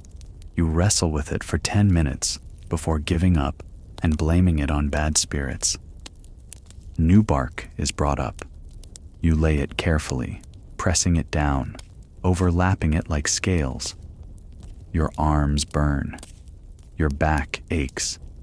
You pretend you're not scared of heights. Someone nearby slips and almost falls. They laugh. You don't. You make a mental note to stay far away from wherever they're stepping. Lunch is root soup and something crunchy. You hope it's toasted seeds. You eat it too fast to confirm. In the afternoon, you help prepare hides for clothing. It's exactly as glamorous as it sounds. You scrape dried flesh from animal skins with a stone blade and try not to inhale the smell. It's sharp, gamey, personal. By hour 2, your hands are sore and your eyes are watering. Someone walks by and compliments your technique. You say thanks while trying to remember if you even have fingerprints left. Dinner is a thick stew with beans, herbs, and one glorious chunk of meat. You don't ask where it came from. You just eat, slowly, respectfully. After the meal, people sit by the fire, talking about the upcoming season change. Someone predicts an early frost. Someone else says they saw birds flying south already. You say nothing. You're just focused on the warmth of the fire and the way your fingers finally feel like they belong to you again. When it's time for sleep, your mat feels slightly softer. Or maybe you've just lost all nerve function in your back. Either way, you're not complaining. You lie down, pull the blanket over your head, and breathe. You're sore, full, and mildly terrified of raccoons. But you made it. Again. You sleep. You wake up to the sound of wind, not the gentle, poetic kind. This is the kind of wind that shakes the roof and makes the whole house groan like it has opinions. You roll over and pull your blanket tighter around your shoulders. It doesn't help. The air still creeps in, sharp and damp and judgmental. Someone's already at the hearth, feeding kindling into the fire like it owes them money. You sit up slowly. Your hair sticks to your face. Your back cracks. Your soul sighs. The mush today is watery. Again. You chew slowly, trying to find the one solid bit of squash hiding somewhere in the bowl. You don't. You finish eating anyway. Today's assignment: help reinforce the windbreak around the edge of the village. So you're out in the wind by mid-morning, dragging woven reed mats and mud-covered stakes through the slush. The ground is a mess. Your feet disappear in it every few steps. You pretend it's part of the workout. You hammer in a stake with a rock. The rock slips. You smack your own thumb. You see stars. You say nothing. The wind carries your pain away. You wedge another mat in place and pack mud around the base. The mud laughs at you. it refuses to cooperate. You do it anyway. At one point, the wind picks up and throws an entire mat into your face. You fall backward into a puddle. The puddle is not warm. You lie there for a moment, reevaluating your life. Then you sit up, wipe mud out of your ear, and keep working. Lunch is something someone generously called hot food. It's technically warm, technically edible, mostly just beans and water and whatever else was lying around. You eat it, huddled behind the windbreak you just helped fix. The wind still howling over your head like it's personally offended by your presence. After lunch, you get pulled into helping stitch a new sleeping mat, which sounds peaceful, but mostly involves stabbing your own fingers repeatedly with a bone needle and pretending you're not bleeding. You tie fibers together, pull them tight, and repeat, over and over, until your eyes cross and your back locks into a permanent hunched position. Dinner is better than expected. Someone caught a bird. You don't know who. You don't ask. There's actual meat in the stew, and it tastes like hope. You drink every drop, even the ones that burn a little going down. Someone plays a bone flute by the fire tonight. It's slightly out of tune, but no one says anything. The melody floats above the smoke like a memory that didn't get washed away. You lie down. Your fingers are sore. Your legs are mud. Your face still smells like bird stew. But your belly's full, and the wind is just wind now, not a threat. You sleep. You wake up because it's raining again. Not outside. Inside. Just a little drip, right in the corner of the roof above your mat. It hits your face like a tiny reminder from the sky that comfort is not for you. You shift to the left. The mat squeaks. You sigh. Your blanket, once again, has transformed into a cold sponge. You wring it out, slap it back over yourself, and sit up like someone who's given up on ambition. The fire is alive, but just barely. One of the elders is crouched beside it, muttering curses at damp kindling. You nod to them and begin your day with the ceremonial limp of regret. Breakfast? You already know. Mush, gritty, slightly slimy, possibly made from last night's leftovers and a touch of spite. You chew without tasting. Your brain is too tired to care. Today, you've been assigned to clay hauling. That's right. You, a proud member of a once great civilization, will now spend your morning walking back and forth from the riverbank with baskets full of wet, heavy clay. The basket cuts into your palms. Your shoulders ache. The path is a mess of puddles and rocks that seem to leap under your feet.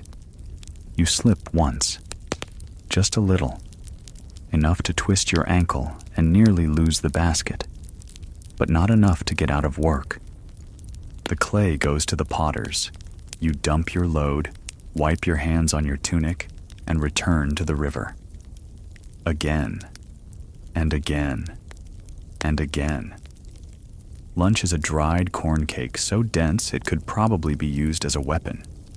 You gnaw on it like a beaver, trying not to break a tooth. Someone nearby is eating something with actual oil on it. You stare for a second too long. They notice. They offer you a piece. You accept it like it's a sacred gift. Afternoon brings more hauling, but this time it's firewood, which means carrying damp branches that leak sap all over your back, poke you in the ribs, and occasionally snap in a way that makes you flinch. You drop the bundle near the hearth, stretch your arms, and pretend you're not in pain. Dinner is thin stew with bits of squash and something chewy. You don't ask what it is. You just hope it's not the chewy thing from 3 nights ago. After dinner, someone tries to start a game involving carved sticks and guessing. You watch. You don't join. You're too tired to guess anything besides how soon you'll pass out. You lie down early tonight. Your mat is still wet. Of course it is. You pull the blanket over your head and breathe in the earthy smell of damp reeds and cooked root. You're cold. You're sore. But you're still here. Still chewing. Still hauling. Still doing whatever it takes. You sleep. You wake up in the dark.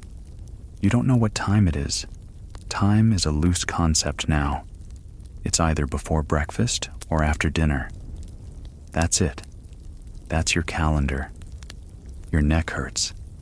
Your hips feel like they've been sleeping on bundled sticks, which is fair, because they have.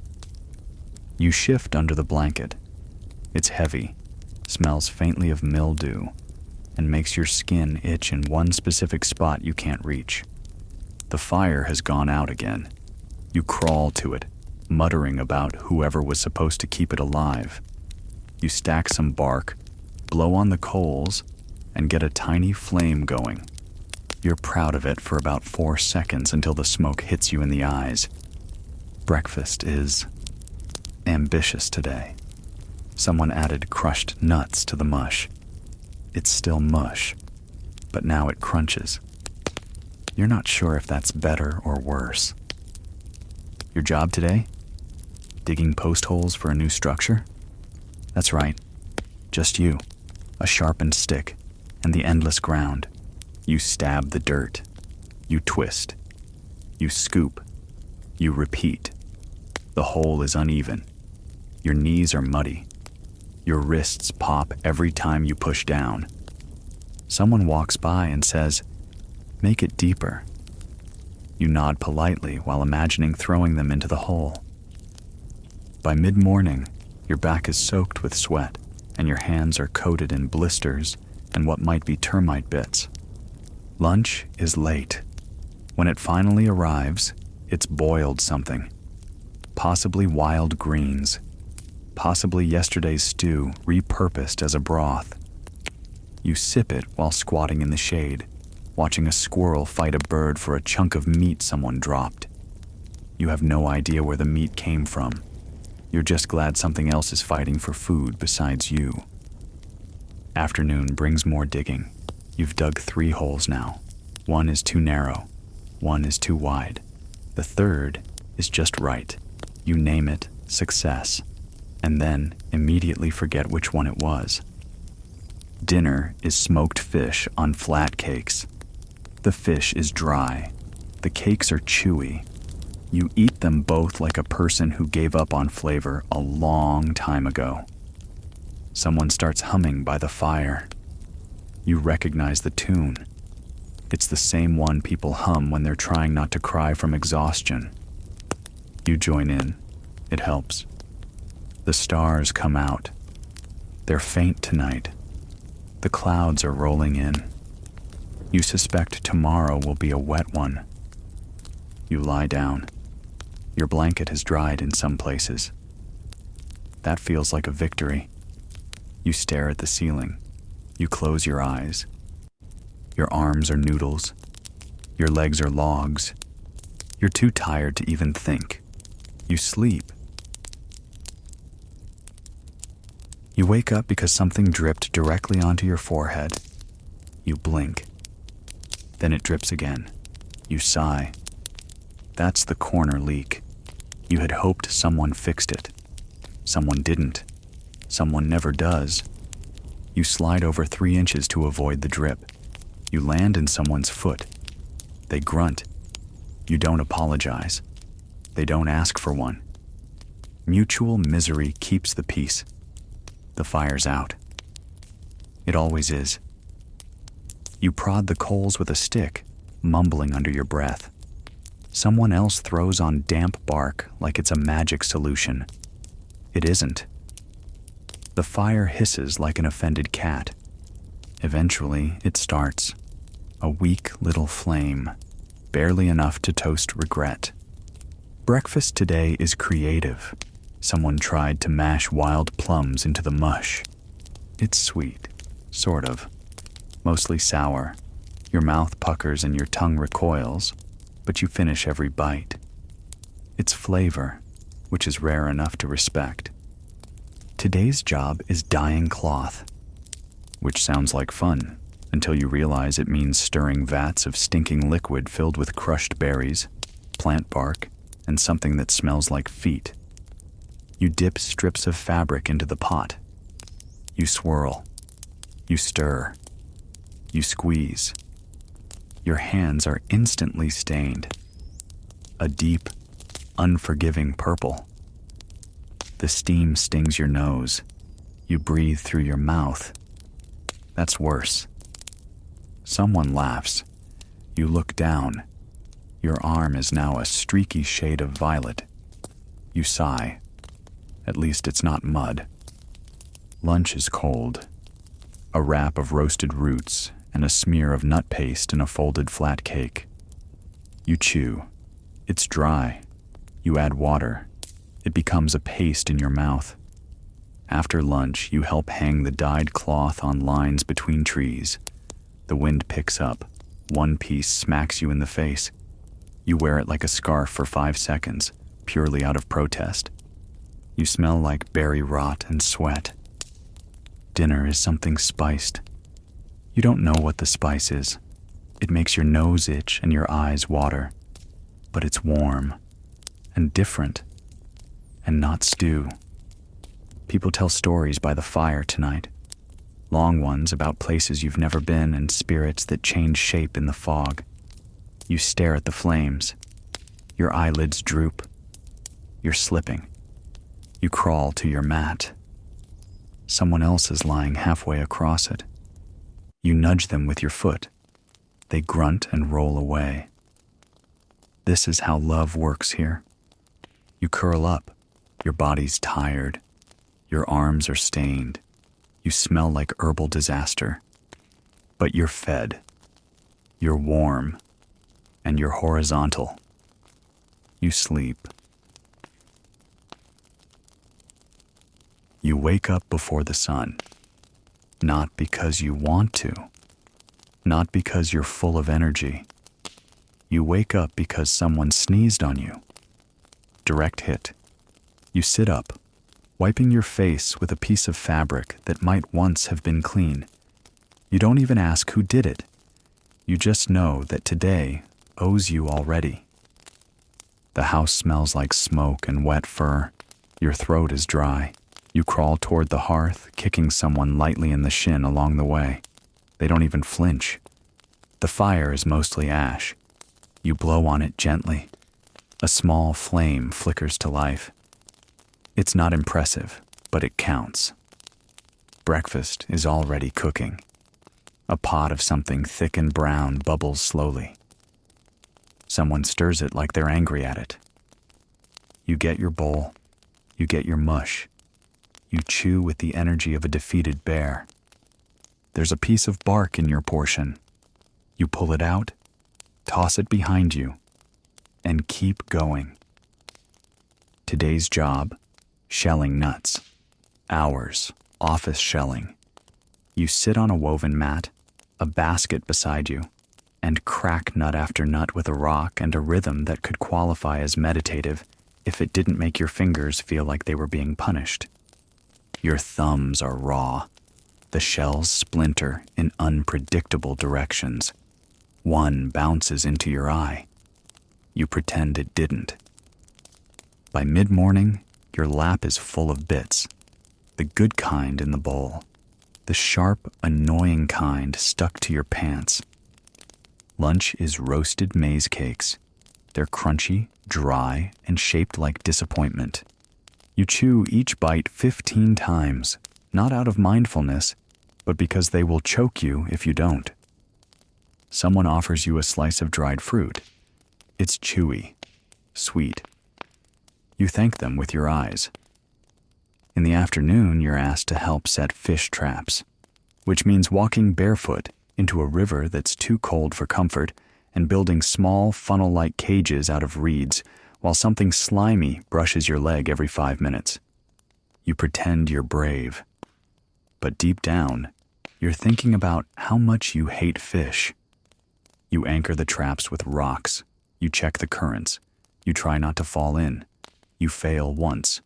You emerge wet, offended, and with a new appreciation for dry socks, which, of course, don't exist. Dinner is actually decent. Grilled fish, fresh, flaky, hot. You eat it fast and lick your fingers. Someone offers you another piece. You hesitate, then say yes. You eat it slower this time, like a person who knows gratitude. The fire burns strong tonight. People are relaxed. Someone hums. Someone else tells a story about stars being holes poked in the sky by clever spirits. You close your eyes and picture it. You lie down. The mat feels less awful tonight. Maybe because you're too tired to care. You smell like fish. Your hands are stained. Your knees are sore. But your belly is full. And for once, no one stepped on your foot. You sleep.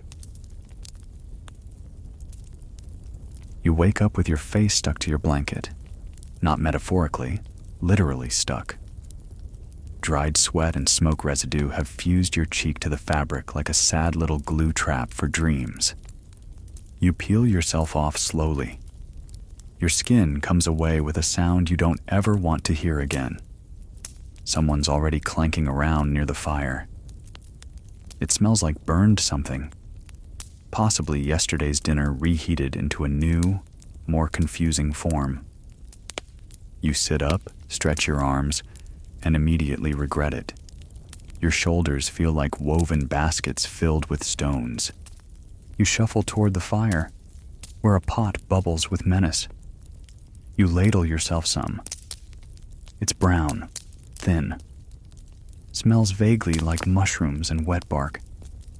You sip it. You nod. You lie to yourself. Breakfast. Complete. Today's task is maintaining the granary, which sounds impressive until you realize it means climbing inside a dark, cramped, mud-walled space filled with baskets of grain, scattered mouse droppings, and an alarming number of spider webs. You duck through the doorway, brush cobwebs off your hair, and begin checking the baskets one by one. You find mold. You find ants. You find one half-eaten acorn that you choose to believe was damaged before storage. You scoop out the bad parts, rewrap the baskets, and whisper vague threats to whatever's chewing through the stores at night. Lunch is salted fish and boiled squash. It tastes better than it looks, which isn't saying much, since it looks like something you'd find behind the woodpile after 3 months. You chew in silence. Someone coughs. Someone else sneezes. You keep chewing. Afternoon brings visitors from another village. You suddenly have to act like you weren't just elbow deep in moldy corn 10 minutes ago. You wipe your hands on your tunic and pretend you weren't covered in storage dust. The visitors bring gifts, mostly trade goods. Shell beads, dyed fiber, dried herbs. You bring out your baskets, your fish, and the one clean blanket in the house. The negotiations are polite. Too polite. Everyone's smiling like their jaws are made of bark. You sip from a bowl of hot herb water and try not to say anything embarrassing. Eventually, they leave. You sigh in relief. You also realize someone gave away your extra shoes in the trade. Dinner is thicker than usual. You suspect someone sacrificed the emergency meat stash. You don't ask questions. You just eat. Afterward, you sit outside and listen to the wind through the trees. Someone plays a slow, soft rhythm on a stretched hide drum. It thuds gently, like a heartbeat that isn't in a rush. You lie down late, The mat is dusty, but dry. Your legs twitch with the ghost of labor. Your hands still smell like grain and smoke. You stare at the roof until your eyes close. You don't dream. You sleep. You wake up to the sound of chewing, not animals, not wind, not even ghosts. It's someone across the fire pit, gnawing on what sounds like the world's toughest root, in the loudest, wettest way imaginable. You stare at them with the full force of your morning rage. They don't notice. They keep chewing. You give up. The fire is low again. You prod it with a stick until it begrudgingly wakes up. The coals pop in protest. Your legs are stiff. Your back feels like it was woven from leftover canoe planks. You stretch your arms above your head and immediately regret it. Breakfast? Oh, you already know. Corn mush. Again. But today, someone stirred in ashes by mistake. You try to pretend it's seasoning. It isn't. You eat slowly. Stare into the flames. Try to accept your fate. Your task today is gathering bark for patching the house walls, which means a long walk, a sharp tool, and several hours of gently peeling slabs off trees while trying not to get stung, bit, or shouted at by the spirits of those trees. The forest is cool and quiet. The air smells like wet leaves and damp soil. You find a good tree. You begin peeling. The bark comes off in curls, some satisfying, some stubborn. You carry each piece carefully in your bundle. You trip once. The bark scatters. You say nothing. The tree says nothing. But judgment hangs in the air. You make 3 trips before your arms stop responding to commands. Lunch is a handful of nuts and a chunk of dried meat. You chew for so long, your jaw begins to spasm. Someone offers you water from a gourd. You thank them like they've handed you gold. Back at the village, you help lash the bark to the outer walls using long cords of twisted plant fiber. Your fingers are swollen and raw. One nail breaks. You keep working. The wind picks up. One bark slab flaps loose and hits you in the neck. You deserve it. Dinner is a rare treat. Roasted game bird. You get the wing. It's small, bony, and slightly overcooked, but the skin is crispy and salty, and you almost cry. The evening is warm. You sit near the fire and lean back against a half-finished basket. Your eyes close without permission. Someone starts singing a lullaby. You pretend not to hear it. Pretend you're not comforted. Pretend your soul didn't need that today. You lie down. The stars are clear tonight. The air smells like ash and roasted pine. Your body is tired in the way that makes sleep feel like mercy. You close your eyes. You sleep. You wake up because your hip is asleep, not metaphorically. Completely, numbingly asleep. You slap it a few times. Nothing. You roll over. Pins and needles shoot through your leg like tiny angry bees. You mumble a prayer to whatever god handles circulation and sit up slowly. The fire is smoldering. The air inside the house smells like warm dirt and wet socks. You blink at the smoke hole. It's clogged again. Someone else notices and starts poking at it with a stick. Bits of soot rain down. You move your bowl out of the way just in time. Breakfast is still corn mush. Surprise. But someone tried to boil it with wild onions today, so now it tastes like a wet pillow that cried through spring. You eat it anyway. You're on water hauling duty today, which means buckets. and walking. So much walking. You trudge down to the river, fill your clay pot, and start the long trek back uphill. The pot sloshes, your back aches, your knees whisper threats. By trip 2, your arms are on strike. You carry the pot pressed to your chest, which means you're now soaked from the splashback. Trip 3. You stop pretending this is fine. You scowl the whole way. A dog follows you, hoping you'll drop it. You consider doing exactly that. Lunch is cold roasted tubers, mashed with a rock and sprinkled with crushed seeds. You eat it crouched under an awning to avoid the sun. There's a wasp nest being dealt with nearby. You pretend not to hear the screaming. Afternoon, firewood splitting. You're handed a dull stone wedge and told, "Be careful. That one kicks." You don't know what that means. You find out the hard way. The first log pops sideways, right into your shin. You breathe through the pain. You make eye contact with a child watching you and nod like it's fine. It's not.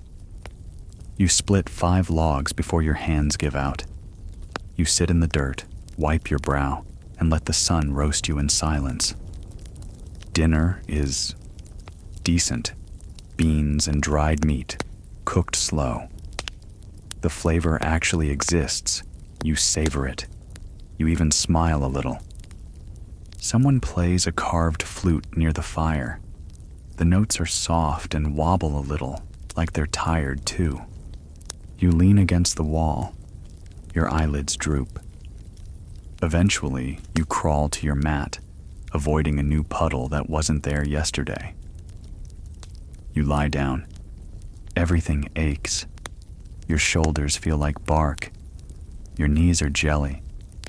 But your belly is full, and you didn't spill the water. You sleep.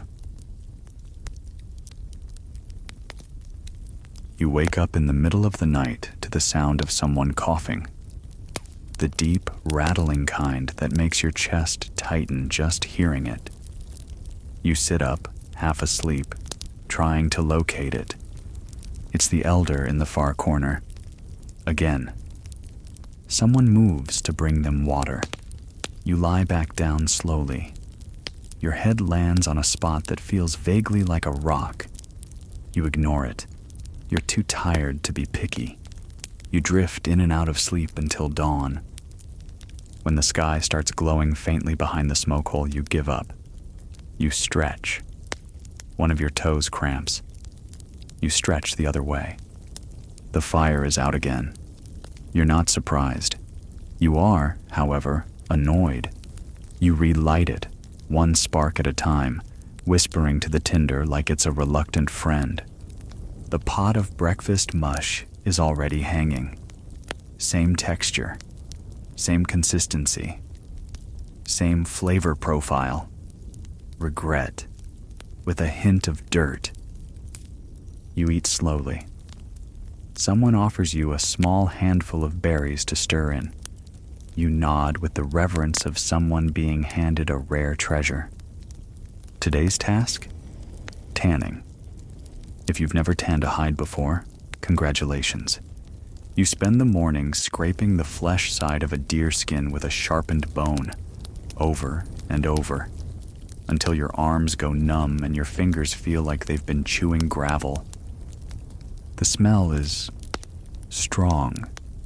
It clings to your clothes, your hair, your thoughts. At some point, you switch to rubbing in a mixture made from animal brains and warm water. Yes, that's real. That's the job. You massage it into the skin while avoiding eye contact with anyone else who also smells like organ soup. Lunch is late, flat cakes and cold beans. Someone forgot to mash the beans, so you eat them whole and chew carefully to avoid surprises. Afternoon, stretching the hides on wooden frames, which is just a fun way to say, tie wet leather in place while it fights you and tries to slap you in the face every time the wind blows. You win. Eventually, you always do. But it costs you something. Dinner is squash stew and a few chunks of something chewy. You think it might be duck. You hope it's duck. You don't ask. After the meal, someone brings out a game involving marked stones and guessing. You play half-heartedly, mostly because your legs refuse to move. You lose. Repeatedly. You don't care. Later, you sit by the fire. You catch your reflection in a pot of water and realize you're completely covered in tanning paste and soot. You shrug. Clean is a myth anyway. You lie down. The mat feels thin, the blanket smells like deer, but your belly's full. You didn't ruin the hide, and no one coughed on you this time. You sleep.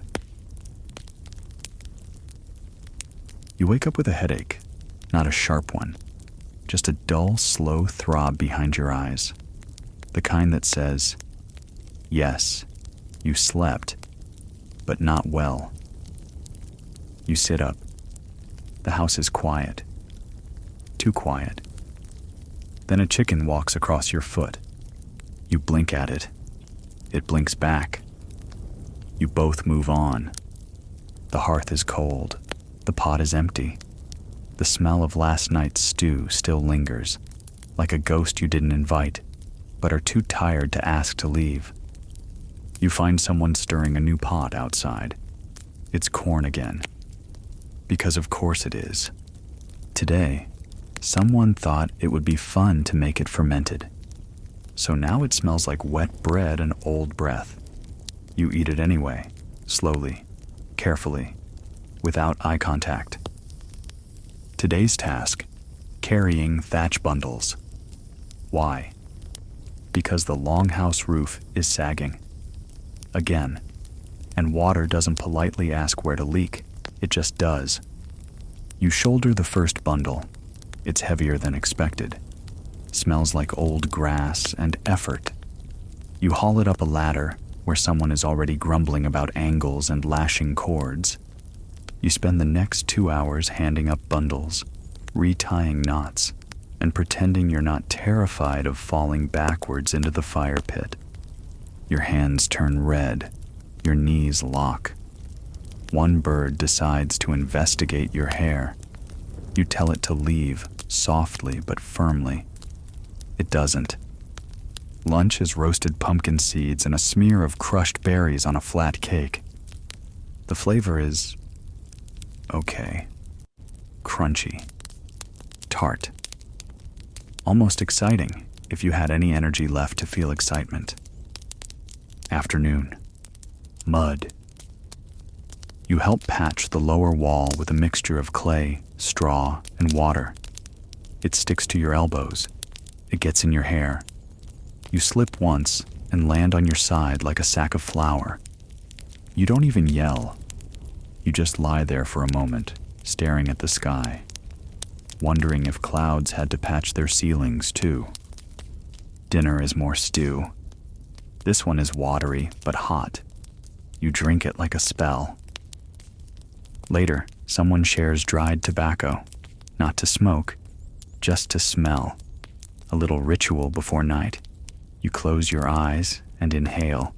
It smells sharp and sweet, like the idea of warmth. You lie down. The mat is damp again. You swear you didn't spill anything. Maybe it's just the universe. Your back throbs. Your arms feel longer than they used to. You curl up, trying not to dream about fermented corn. You sleep. You wake up because your neck is bent at an angle that should not exist. You sit up too fast and instantly regret it. The blanket falls off your shoulder. Cold air hits your spine like a slap from a disappointed ancestor. Someone's already shuffling near the door. You hear the sound of a gourd scraping the floor. Then the unmistakable splash of water being poured with one hand and zero grace. The fire is barely glowing. You coax it back to life while sneezing ash out of your face. Breakfast is hot. That's the good news. The bad news is that it tastes like corn that gave up halfway through being food. You eat without chewing much. Your jaws sore anyway. Today's work? You get to help dig a new latrine pit. Yes. The glamorous, honor-filled duty of managing waste. The current latrine is full, overfull. There was an incident. You don't talk about it. You just grab a digging stick and follow the others out past the outer fence. You mark a spot. Start stabbing the ground. It's hard, packed, dry near the surface, then suddenly squishy. You pretend that last part didn't happen. By mid-morning, you've got a pit wide enough to fall into and deep enough to consider staying there forever. You wipe your forehead with your forearm. Your hand is caked in dirt, and something you really hope is just dirt. Lunch is a bitter root soup. It smells like regret and burns your tongue slightly. You drink it anyway. Someone hands you a handful of roasted insects for protein. You don't ask what kind. You just chew fast and don't look down. The afternoon brings a storm. Sudden, heavy, loud. You sprint back to the village, slipping in the mud, cradling a basket full of cordage like it's a newborn. You make it inside soaked, covered in streaks of earth, and laughing for no real reason. Everyone's wet. Everyone smells like wet dog and anxiety. But somehow, the mood is okay. You spend the rest of the afternoon helping patch leaks in the roof. Again, someone slips, lands in the stew pot. No injuries, except the stew, which is now canceled. Dinner is whatever didn't get soaked. Bits of dried squash, some stale flatbread.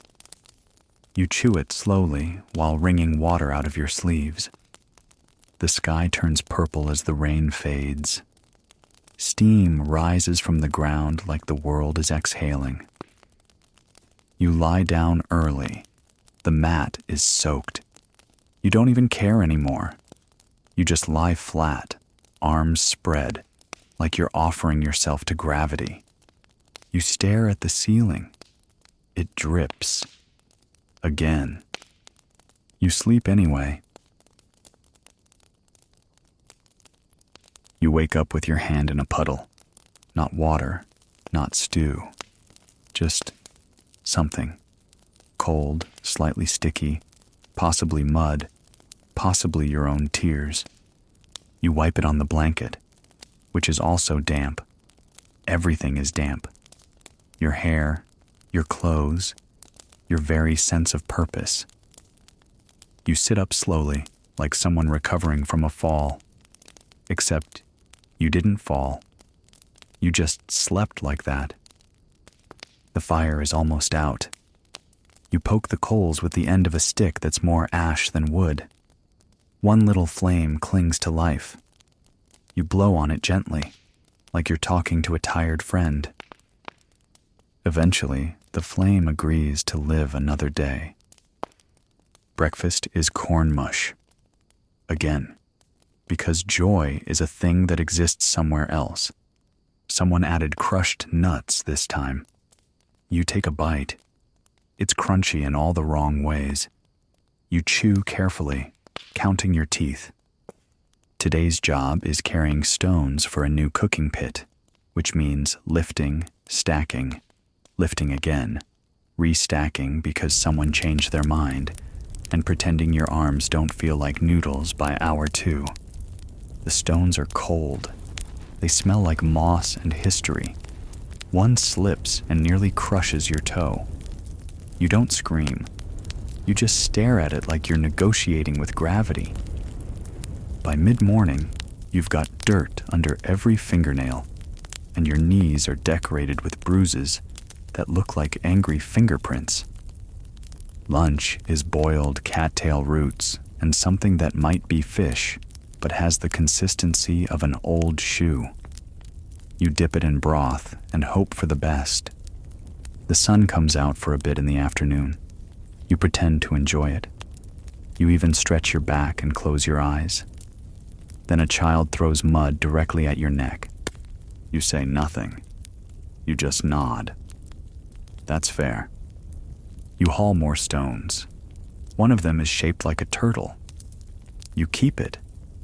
Not because it's useful, just because it doesn't argue. Dinner is back to stew. Surprise. But someone found wild herbs, and for one fleeting moment, it actually has flavor. You savor every bite like it might be your last meal before being sacrificed to a rain god. Later, you sit by the fire with your legs outstretched and your brain switched off. Someone tells a story about a bear that turned into a man. You believe them, not because it's true, but because it makes sense today. You crawl to your mat. The blanket is still wet, but you fold it over and pretend it's not. Your arms are stone. Your spine is smoke. Your eyes close slowly, like a door that no longer has a hinge. You sleep. You wake up to arguing, not loud yelling. Just that sharp, low hiss of two people pretending to be quiet while absolutely not being quiet. You roll over, pretend to still be asleep. The subject seems to be firewood, or food, or someone borrowing someone else's stone blade and not returning it. Again. You sit up. Your back cracks. You blink at the smoke hole, which is dripping. Rain again. Obviously. The fire is struggling. You toss on some dry bark you tucked away 3 days ago like a genius. It flares up. You feel proud. Then it smokes. You feel less proud. Breakfast is more mash. But today, it's been left a little too long on the fire, so it has a skin on top. You scrape it off, chew it anyway, and try not to think about how yesterday's batch might have just evolved. Today's task, weaving mats. It sounds peaceful, simple, restful even, until your fingers go numb and your eyes cross from staring at rows of reed over reed under reed forever. You sit on the floor, legs crossed, trying not to think about how the mat you're weaving will one day become just another soggy bed in someone else's cold corner. The reeds squeak, they crack. One splinters under your fingernail. You don't even flinch anymore. That's just your life now. Lunch is toasted sunflower seeds in a broth that smells better than it tastes, which is saying something, because it smells like boiled bark. You sit under a canopy of hide stretched between poles. Watch the rain come down sideways. Wonder if your roof is collapsing back home. Probably. Afternoon brings a brief bit of excitement. A deer wandered too close. 3 people with spears follow it into the trees. You wait. Someone tells a story about the last time this happened. It ends with the deer winning. They return empty-handed, but muddy. You all pretend not to notice. Dinner is squash and a few tiny dried fish split between 6 people. You chew your portion like it's sacred. You lick your fingers when you're done. Later, a child cries about being cold. An elder hands them a warmed stone wrapped in hide. You watch quietly, heart aching a little for reasons you don't say out loud. You lie down. Your mat is actually dry. For now. You curl up with your knees to your chest. Everything is quiet except for the drip, the eternal, single drop from the smoke hole that refuses to stop. no matter what anyone does. You close your eyes, you sleep,